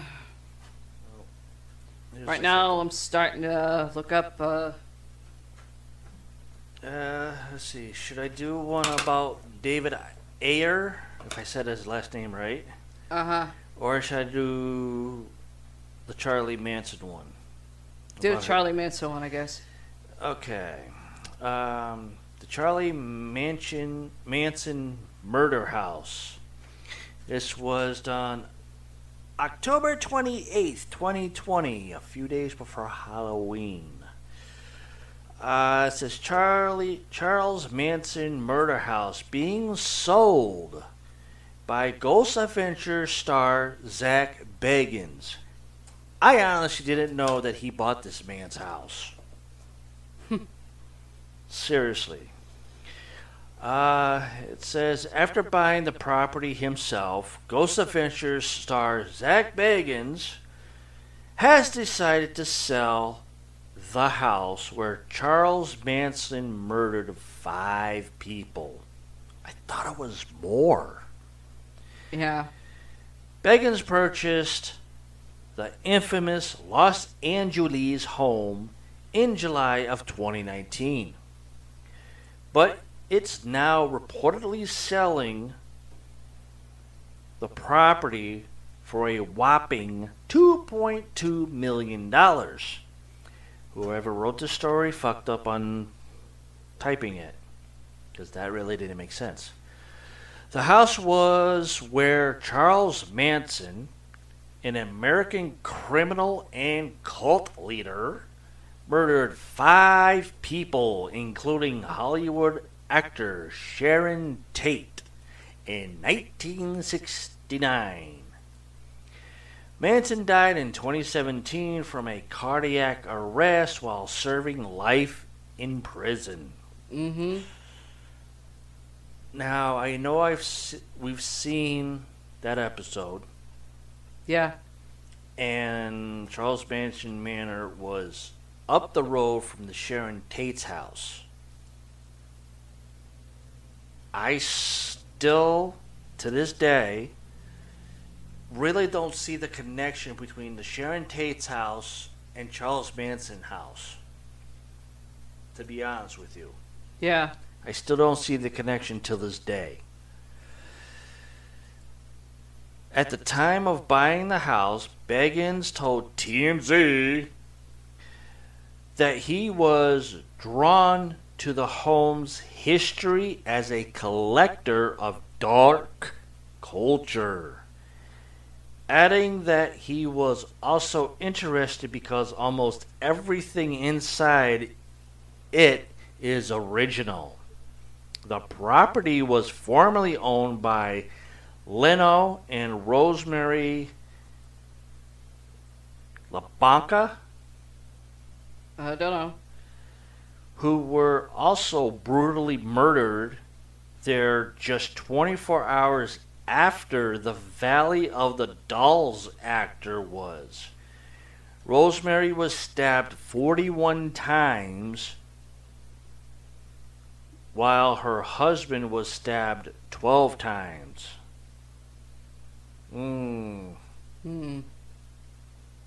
Almost close to the song for the Lizzie Borden. Yeah. With the 41 times. Bagan originally purchased the home for $1.98 million for filming production purposes, he told TMZ, but changed course after spending time there.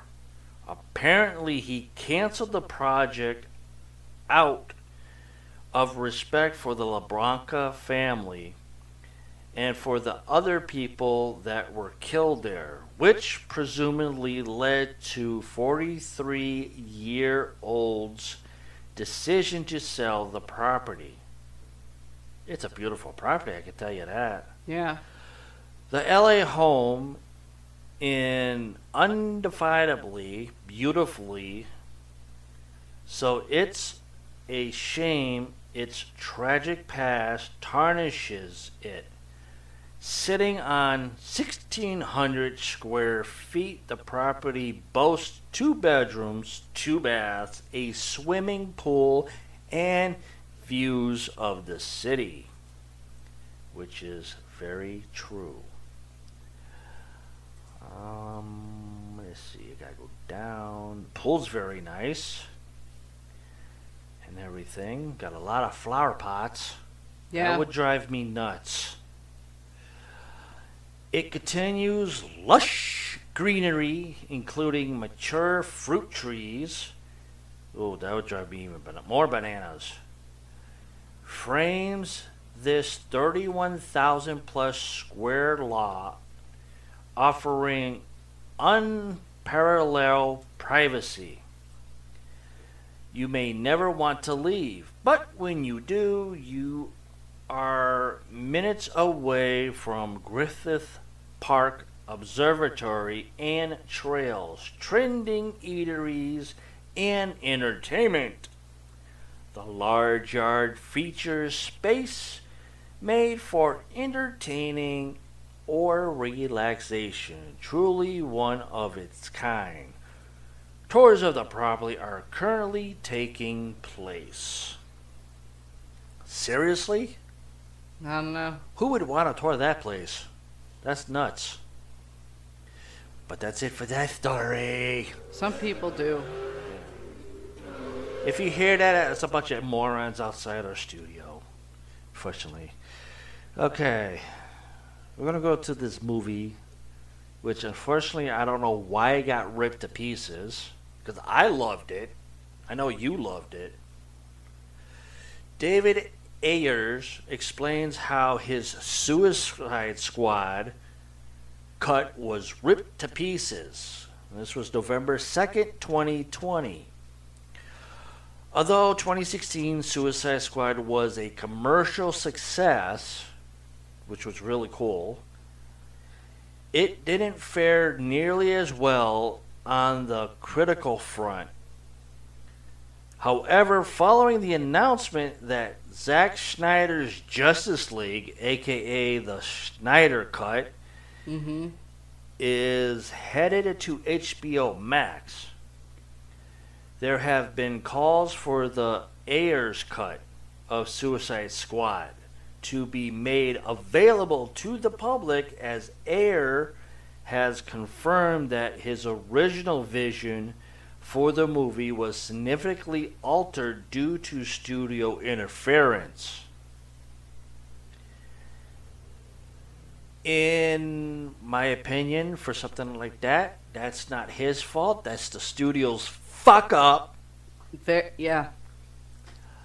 Recently, David Ayers was asked what Suicide Squad scene was the toughest to leave on the cutting room floor, to which he responded, the first 40 minutes, and he followed that up with another tweet saying how he couldn't emphasize enough that the movie was ripped to pieces.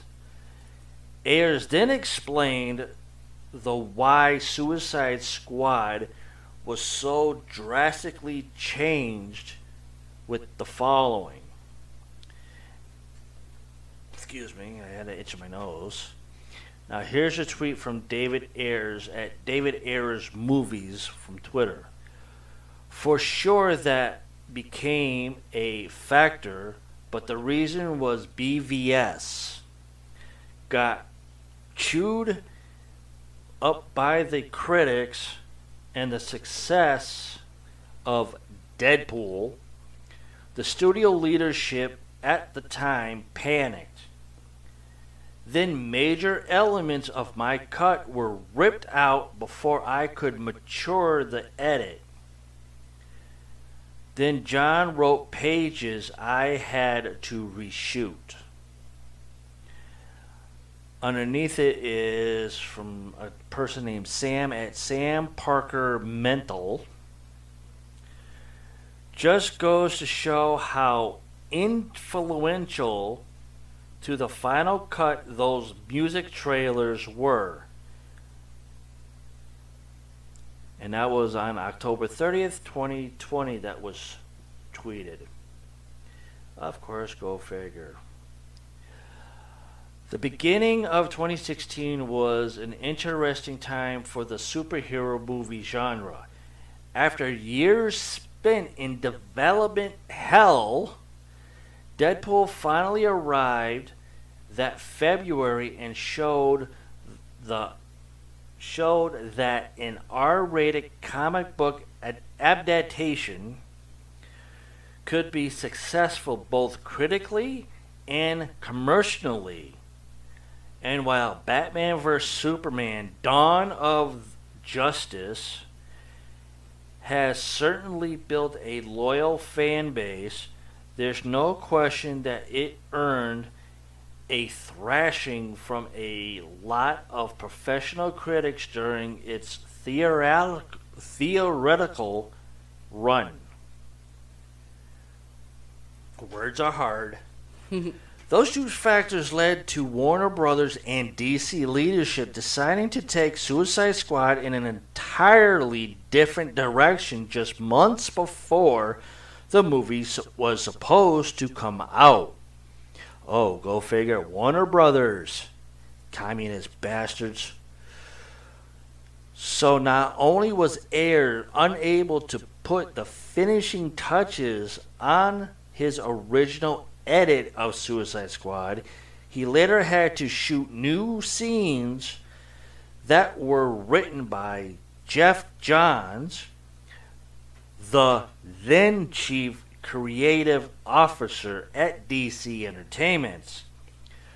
The result was Suicide Squad becoming a more light-hearted and comedic movie rather than the soulful drama that Ayer wanted to deliver. While sometimes reshoots can end up improving a movie, look at Rogue One, a Star Wars story. That's what I have to say to that. That didn't end up being the case with Suicide Squad, with the third DC Extended Universe installment ranking at just 26% among profession critics on Rotten Tomatoes. It's also worth mentioning that Jeff Johns would later rewrite portions of Justice League's, another DCEU movie that suffered from studio interference and critically underperformed. Yeah, leave it up to the studio to interfere in fucking movies when they're not supposed to. However, with Zack Snyder's original version of Justice League's now heading to streaming, there are plenty of DCEU fans campaigning. Sorry, they have words in fucking bright yellow that I can barely read. For the Ayer cut of Suicide Squad to be released on HBO Max 2, including David Ayer himself. There hasn't been any official word yet on if that will happen, but Ayer said back in May that his cut would be easy to complete. Among the ways that Ayer's cut would stand out from the theoretical Suicide Squad is including more screen time for Batman and the Joker. Katana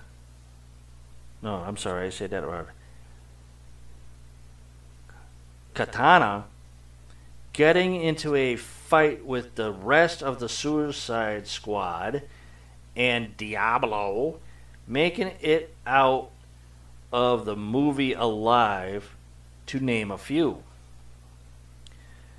Whether or not Suicide Squad's Ayer cut ever sees the light of day, Task Force X time on the big screen isn't over. Next year, James Gunn's The Suicide Squad will come out, although the only characters from the first Suicide Squad movie who are returning are Margaret Robbie as Harley Quinn, Jay Courtney's as Captain Boomerang, which was not in the first part. Viola Davis, Amanda Waller, of course, she was in the first one. And Joel Kinnaman's Rick Flag, not in the first one. The Suicide Squad will also function as a standalone sequel, meaning you won't need to have watched 2016 Suicide Squad to follow along with the next chromatic adventure. The Suicide Squad lands in theaters on August 6, 2021, and should there be any official announcements concerning the Ayers cut of Suicide Squad, we here at Cineblend will let you know. Keep track of other DC movies on the way with our handy guide. They're adding new characters into the Suicide Squad from the 2016 versions that were not in the 2016 version. I know. You bloody morons. They're just adding new idiots into it that don't know what the fuck they're doing. Now, I think I've mentioned it before about it.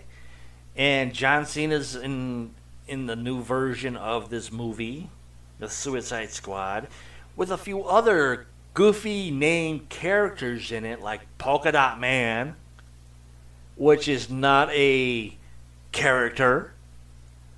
It's not a DC person. And a few other goofy DC character names that are not even in the comic books. I'm going to go see this movie indefinitely when it comes out, August 6, 2021. And I'm going to give my side on the review of that movie. Seriously. So it better be goddamn good. If it's not, and if I see anything that the studios interfered into it, I'm going to seriously give it a major thumbs down and cuss him out.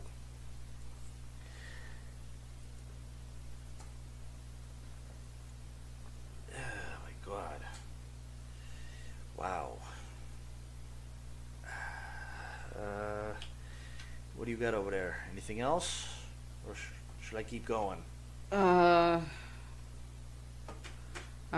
You can keep going. I'm just looking for something right now. Okay. Well, let's take a trip to New Brunswick, New Jersey. This is kind of strange because I've been to a lot of movie theaters in my time, and I've never seen a gravesite at a movie theater. Yeah. In the middle of a parking lot. And it says, most people have no idea why this lone grave sits in a New Jersey parking lot at an AMC Lowe's Theater in New Brunswick, New Jersey, which is creepy enough. History abounds in the Garden State, and we have quite a few historically significant sites in New Jersey. I'm sure you do, you Jersey bastards. Some of our past is less than pleasant, but New Jersey events and innovations have also changed the world for the better. Yeah, it has it. While we were home to the nation's first Native American reservations established in 1758 in Shamong, Thomas Edison, more than 400 unique creations developed in his Menlo Park laboratory, and several hundred others throughout New Jersey. These are all facts. I think they're fiction. But some of our historic sites are surrounded by speculations. Really? You don't say. The popular 18-screen theater opened about a decade ago and has IMAX capabilities. Wow! Something new for the Jersey Dirties. I'm sorry, was I rude on that one? I'm not in it. Atop the brick foundation is a fence. While there is a gate, you can't just stroll in. The platform is about 7 feet high. If you get close, you'll see a headstone. Of course, a lot of people in Jersey are still blind. Of course. The headstone belongs to Mary Ellis and 2 of her family members who were also buried in the plot. The movie theater property stands on her former estates. Born in 1750, Mary Ellis died in 1828. The last of her family to be buried here passed away in 1898. Eventually, the land was sold. For years, a flea market stood on the property. When the property was put back on the market, it was purchased by a developer who wanted to keep the gravestone due to its eternal occupants' unique history. Mary Ellis is a local legend. Shocking.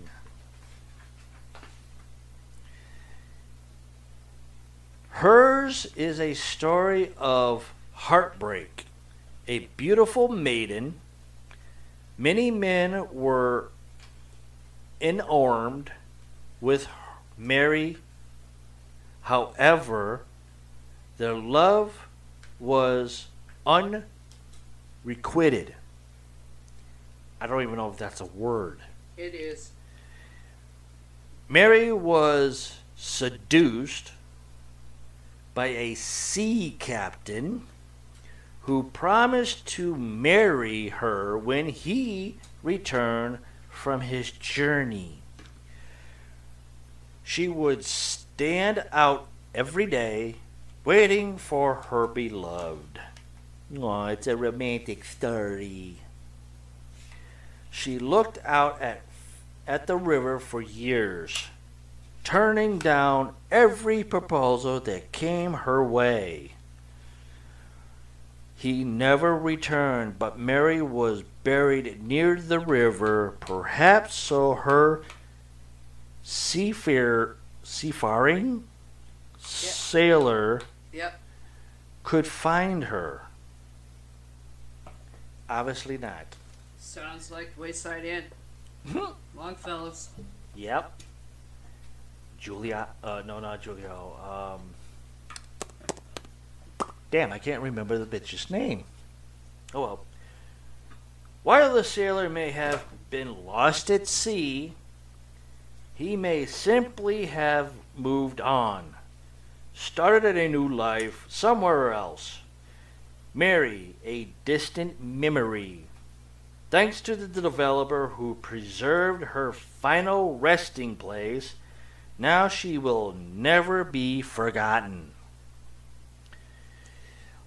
Other versions of the story may have Mary moving to this spot along the river just to look out for the sea captain, likely a Revolutionary War officer.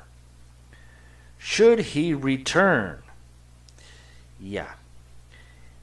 Many believe that the hit song Brandy by a local band, Looking Glass, was inspired by Mary, but while the story stories are similar, this has not been confirmed.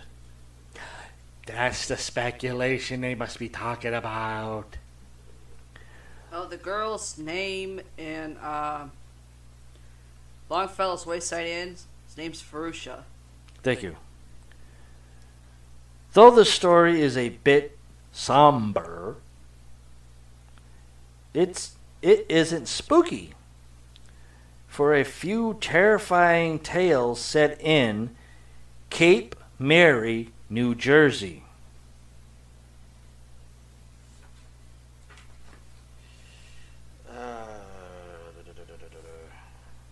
Got a bunch of other goofy ones. Huh? Got a bunch of pictures and everything here, goofy stuff. Which doesn't really make sense to the whole story, but it was all attached to it. Huh. And everything, which is ridiculous. That was just adding some stuff you didn't know on every Chucky film. We'll do that on the next. Yeah. Not the next one that we do probably Wednesday, because you got an appointment tomorrow. Yeah. I actually get to go see a new orthopedic doctor. No, not Rob finally remembers that. Yeah. Okay, good.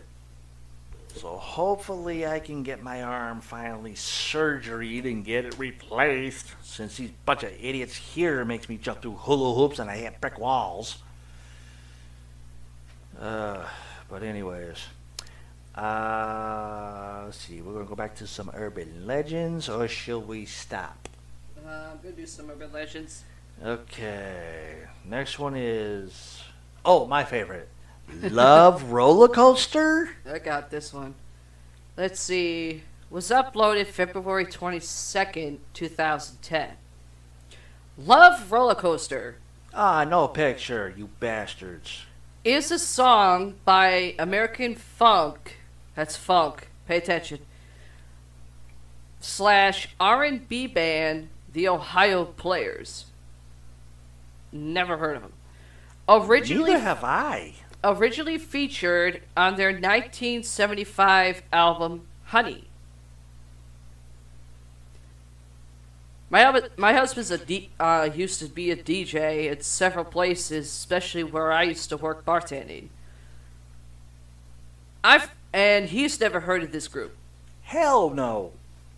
A song was a hit upon its initial release, reaching the top of both the R&B and pop charts, and still sees wide airplay on classic funk and R&B stations.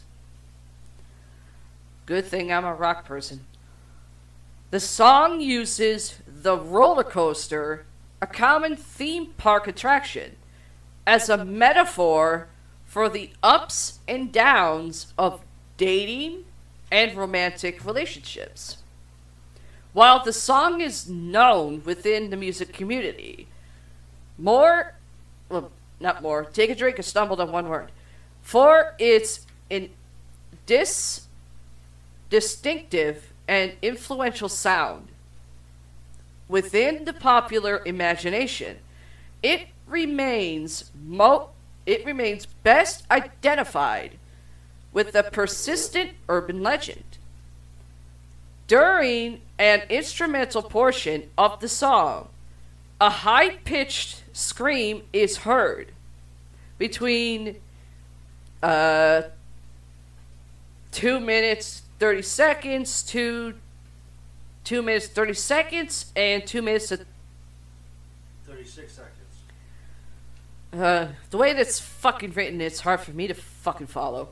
Between 2 minutes 32 seconds and 2 minutes 36 seconds on the single version. It was Billy Beck, but according to the most common legend, it was the voice of an individual being murdered live while the tape was rolling.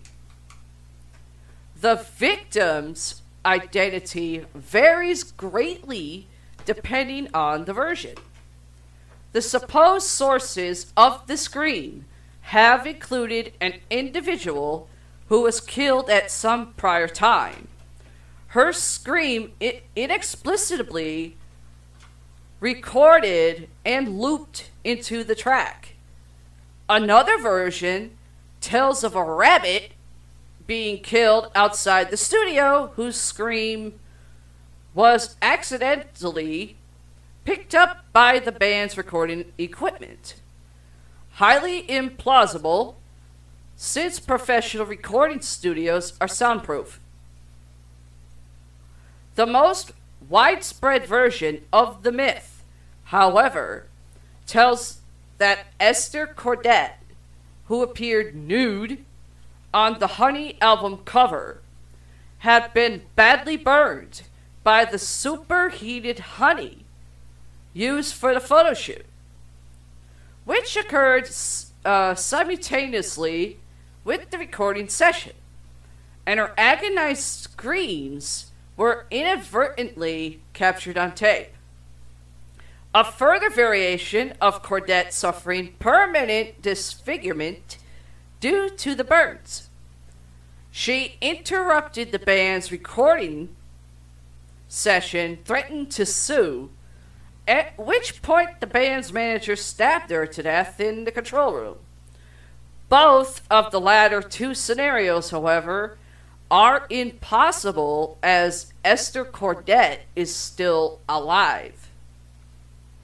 Casey Kasem reported the urban legend of the woman being killed in the studio recording booth on his radio show, American Top 40, when the song was on the charts in 1976. Jimmy Diamond Williams explains that the scream was nothing eerie or disturbing. There is a part in the song where there's a breakdown.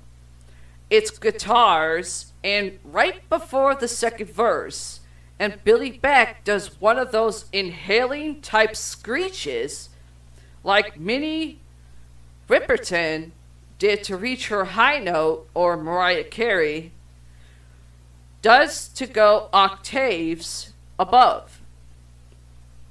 The DJ made this crack, and it swept the country. People were asking us, "Did you kill this girl in the studio?" The band took a vow of silence because you sell more records that way. And this was submitted by Jacob from Alamogordo, New Mexico. Huh. That's definitely, I have no idea.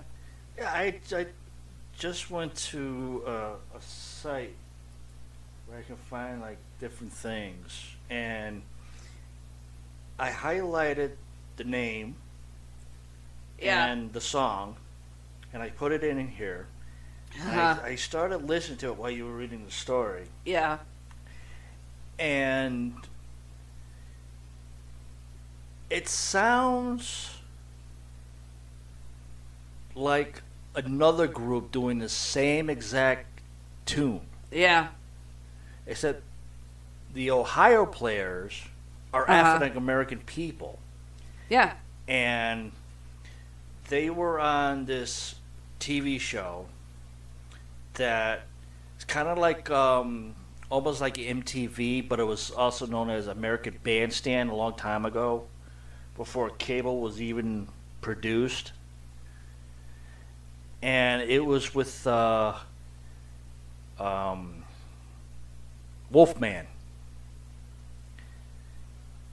And it sounds just like, almost like the group, I want to say Red Hot Chili Peppers did. Okay. And it's the same exact beat, but this is called Love Roller Coaster. And I think Red Hot Chili Peppers did the same exact song. I don't think so. Let me check. Go on to the next story. Okay. The next is Celebrity Heckler. Submitted February 22nd, 2010. The setting was a rock concert for the Grand Funk Railroad. After playing for some time, just after a featured guitar solo, someone near the front of the crowd began booing loudly. In other words, if you're being booed loudly by just one person, obviously you kind of suck. In response to the booing, a member of the band came to the mic and said, "If you think you can do better, come on up here." Up walks Eric Clapton. And if you don't know who Eric Clapton is, look it up. Another variation, a stand-up comic is bombing during his routine when he starts to get heckled by someone in the crowd. The comedian goes a couple of rounds with the heckler, but quickly runs out of material. He says, "If you think you could do better, why don't you come up here and try?" Up walks Robin Williams. Now that's someone you don't want to fucking challenge. Or ever wanted to challenge when it came to fucking stand-up.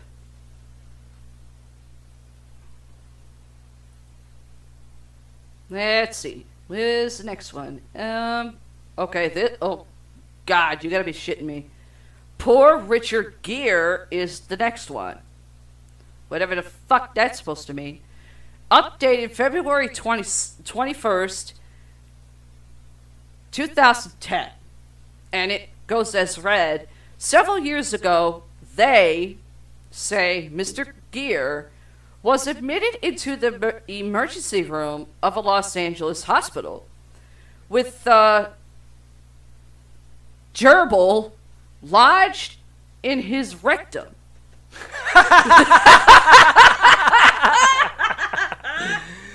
Let me read that again, because that sounds so fucking stupid. I'm going to ad-lib my last version of that one.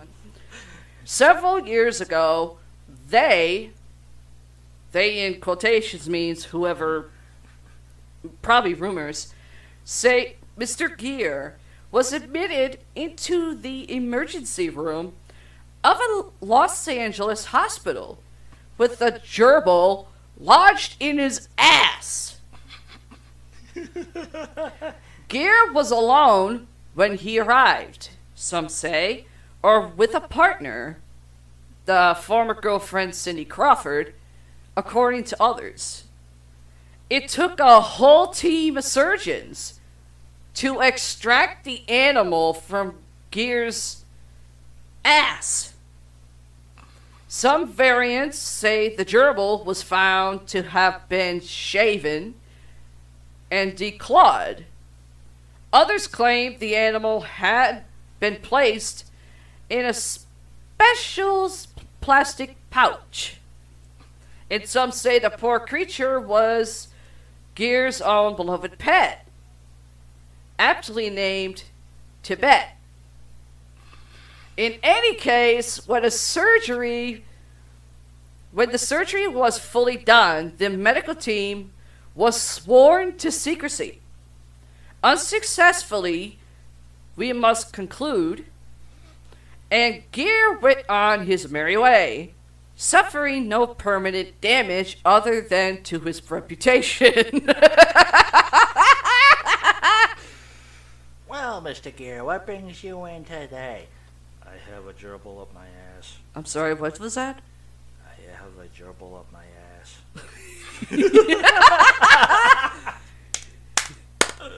Oh. How the fuck did you get a gerbil up your ass? Seriously. I heard in a pouch. I heard of that shit in fucking college sororities for guys. More like smooth-talking actor Richard Gere had a gerbil in his ass. Oh, my Lord. Eddie Murphy in an serious? elevator is our next one. Yes, you heard me right. Eddie Murphy in an elevator.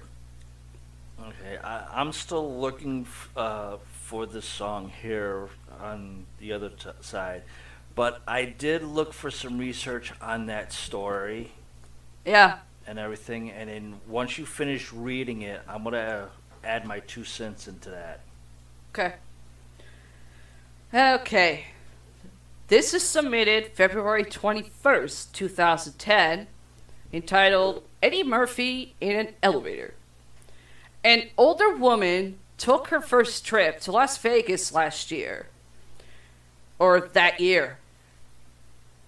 She had done very well playing the slot machines, winning a bucket full of quarters. Karen needed a break, and she left the casino, heading toward the elevators, taking her bucket with her. How about you cash in the fucking bucket instead of carrying around a bucket of quarters? She steps into the elevator, and before the door shut, 4 beefy, leather-clad African-American men stepped in. Or how about we just say this? Leather-clad black guys step in. Karen, never having spent much time with blacks, clutches her bucket close to her body. A little paranoid, are we, lady? One of the men says, "Hit the floor, lady," and she does. Quarters fly everywhere. The men bust up laughing, and they help Karen collect her winnings. One of the men explains that he meant for her to select her floor. They help her collect her quarters, and the elevator arrives at her floor. She leaves embarrassed, and obviously probably had to check herself. And the men are still laughing. I would too. Later that evening, a dozen roses are delivered to her room. There is a $100 bill attached to each rose. The note attached read, "Thank you for the best laugh I had in years. Signed, Eddie Murphy." Variations. The celebrity can be either Eddie Murphy, Michael Jordan, or Reggie Jackson. The story takes place in New York City, Las Vegas, or Atlantic City. Sometimes the man is alone, other times he has bodyguards. The story has been told where the man has a dog named Lady. Instead of saying "hit the floor," he says "sit, lady," referring to the dog. Depending on the version of the story, the woman finds her hotel bill taken care of instead of a bouquet of roses. Doesn't say who submitted it, but I go with the first one. Because I would have loved to see a $100 bill attached to each motherfucking rose. Literally. But anyways, to that story, Yeah. due to the fact that it's here in urban legend, Uh-huh. it's fake. No shit. It's not real. It is not an urban legend. Ow. It is a fake bullshit story. This has been circulated around for years. Yeah. It is not real. Eddie Murphy on some talk shows, Yeah. on late nights and daytime shows, have been asked about this story Yeah. and everything, and he says it is false. Yeah.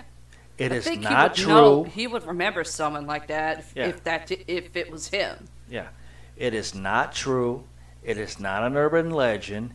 It is false, fake, everything. Okay. It is bullshit. Oh, I love this one. Fried, not frozen. February 21st, 2010. No picture. Yeah, Fried and Not Frozen. And nobody sent it in. Figures. Yay. Fried Not Frozen is the title. Now, rumor has it that Walt Disney was cryogenically frozen just after his death, and his body was hidden beneath the Pirates of the Caribbean exhibit at Disneyland. Walt Disney, as near as can be determined, was cremated on December 17th, 1966, 2 days after his death. Disney was known to have been preoccupied with his death.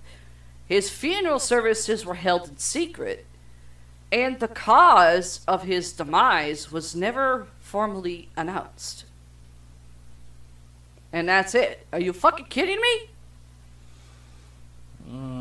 I don't know. That might have to be some looking into a lot more. I think so. I mean, because there's a fucking thing. I think there's like something going around, or has been for a long time, that if a man could actually become pregnant and prove it, then the person would own his theme parks. Exactly. And I don't think I've ever seen or heard of a guy actually getting pregnant. No. And that's been going around for many, many decades. No shit. And I'm still waiting to see that shit happen. Next is... That was uploaded February 12th, 2010. The Farmer and the Nobleman. Okay. It's C. His name was Fleming, and he was a poor Scottish farmer. One day, while trying to make a living for his family, he heard a cry for help coming from a nearby dog. He dropped his tools and ran to the dog. Bog. Huh? Bog. Sorry, bog. Take a drink. I fucked up twice. There, mired to his waist, is black muck. Was a terrified boy, screaming and struggling to free himself. Farmer Fleming saved the lad from what could have been a slow and terrifying death. The next day, a fancy carriage pulled up to the Scotsman's sparse surroundings. An elegantly dressed nobleman stepped out and introduced himself as the father of the boy Farmer Fleming had saved. "I want to repay you," said the nobleman. "You saved my son's life." "No, I can't accept the payment for what I did," the Scottish farmer replied, waving off the offer. At that moment, the owner's own son came to the door of the family hovel. "Is that your son?" the nobleman asked. "Yes," the farmer replied proudly. "I'll make you a deal. Let me provide him with the level of education my own son will enjoy. If the lad is anything like his father, he'll no doubt grow to be a man we both will be proud of." And that he did. Farmer Fleming's son attended the very best schools, and in time graduated from St. Mary's Hospital Medical School in London, and went on to become known throughout the world as the noted Sir Alexander Fleming, the discoverer of penicillin. Years afterward, the same nobleman's son who was saved from the bog was stricken with pneumonia. What saved his life this time? Penicillin. The name of the nobleman? Lord Randolph Churchill. His son's name? Sir Winston Churchill. Go figure. Which this was actually submitted by Jenny from Clearfield, Utah. Go That's ahead. one way of fucking. Oh god. Next category is children. It's got penicillin. Well, let's stop right here because I'm starting to get famished.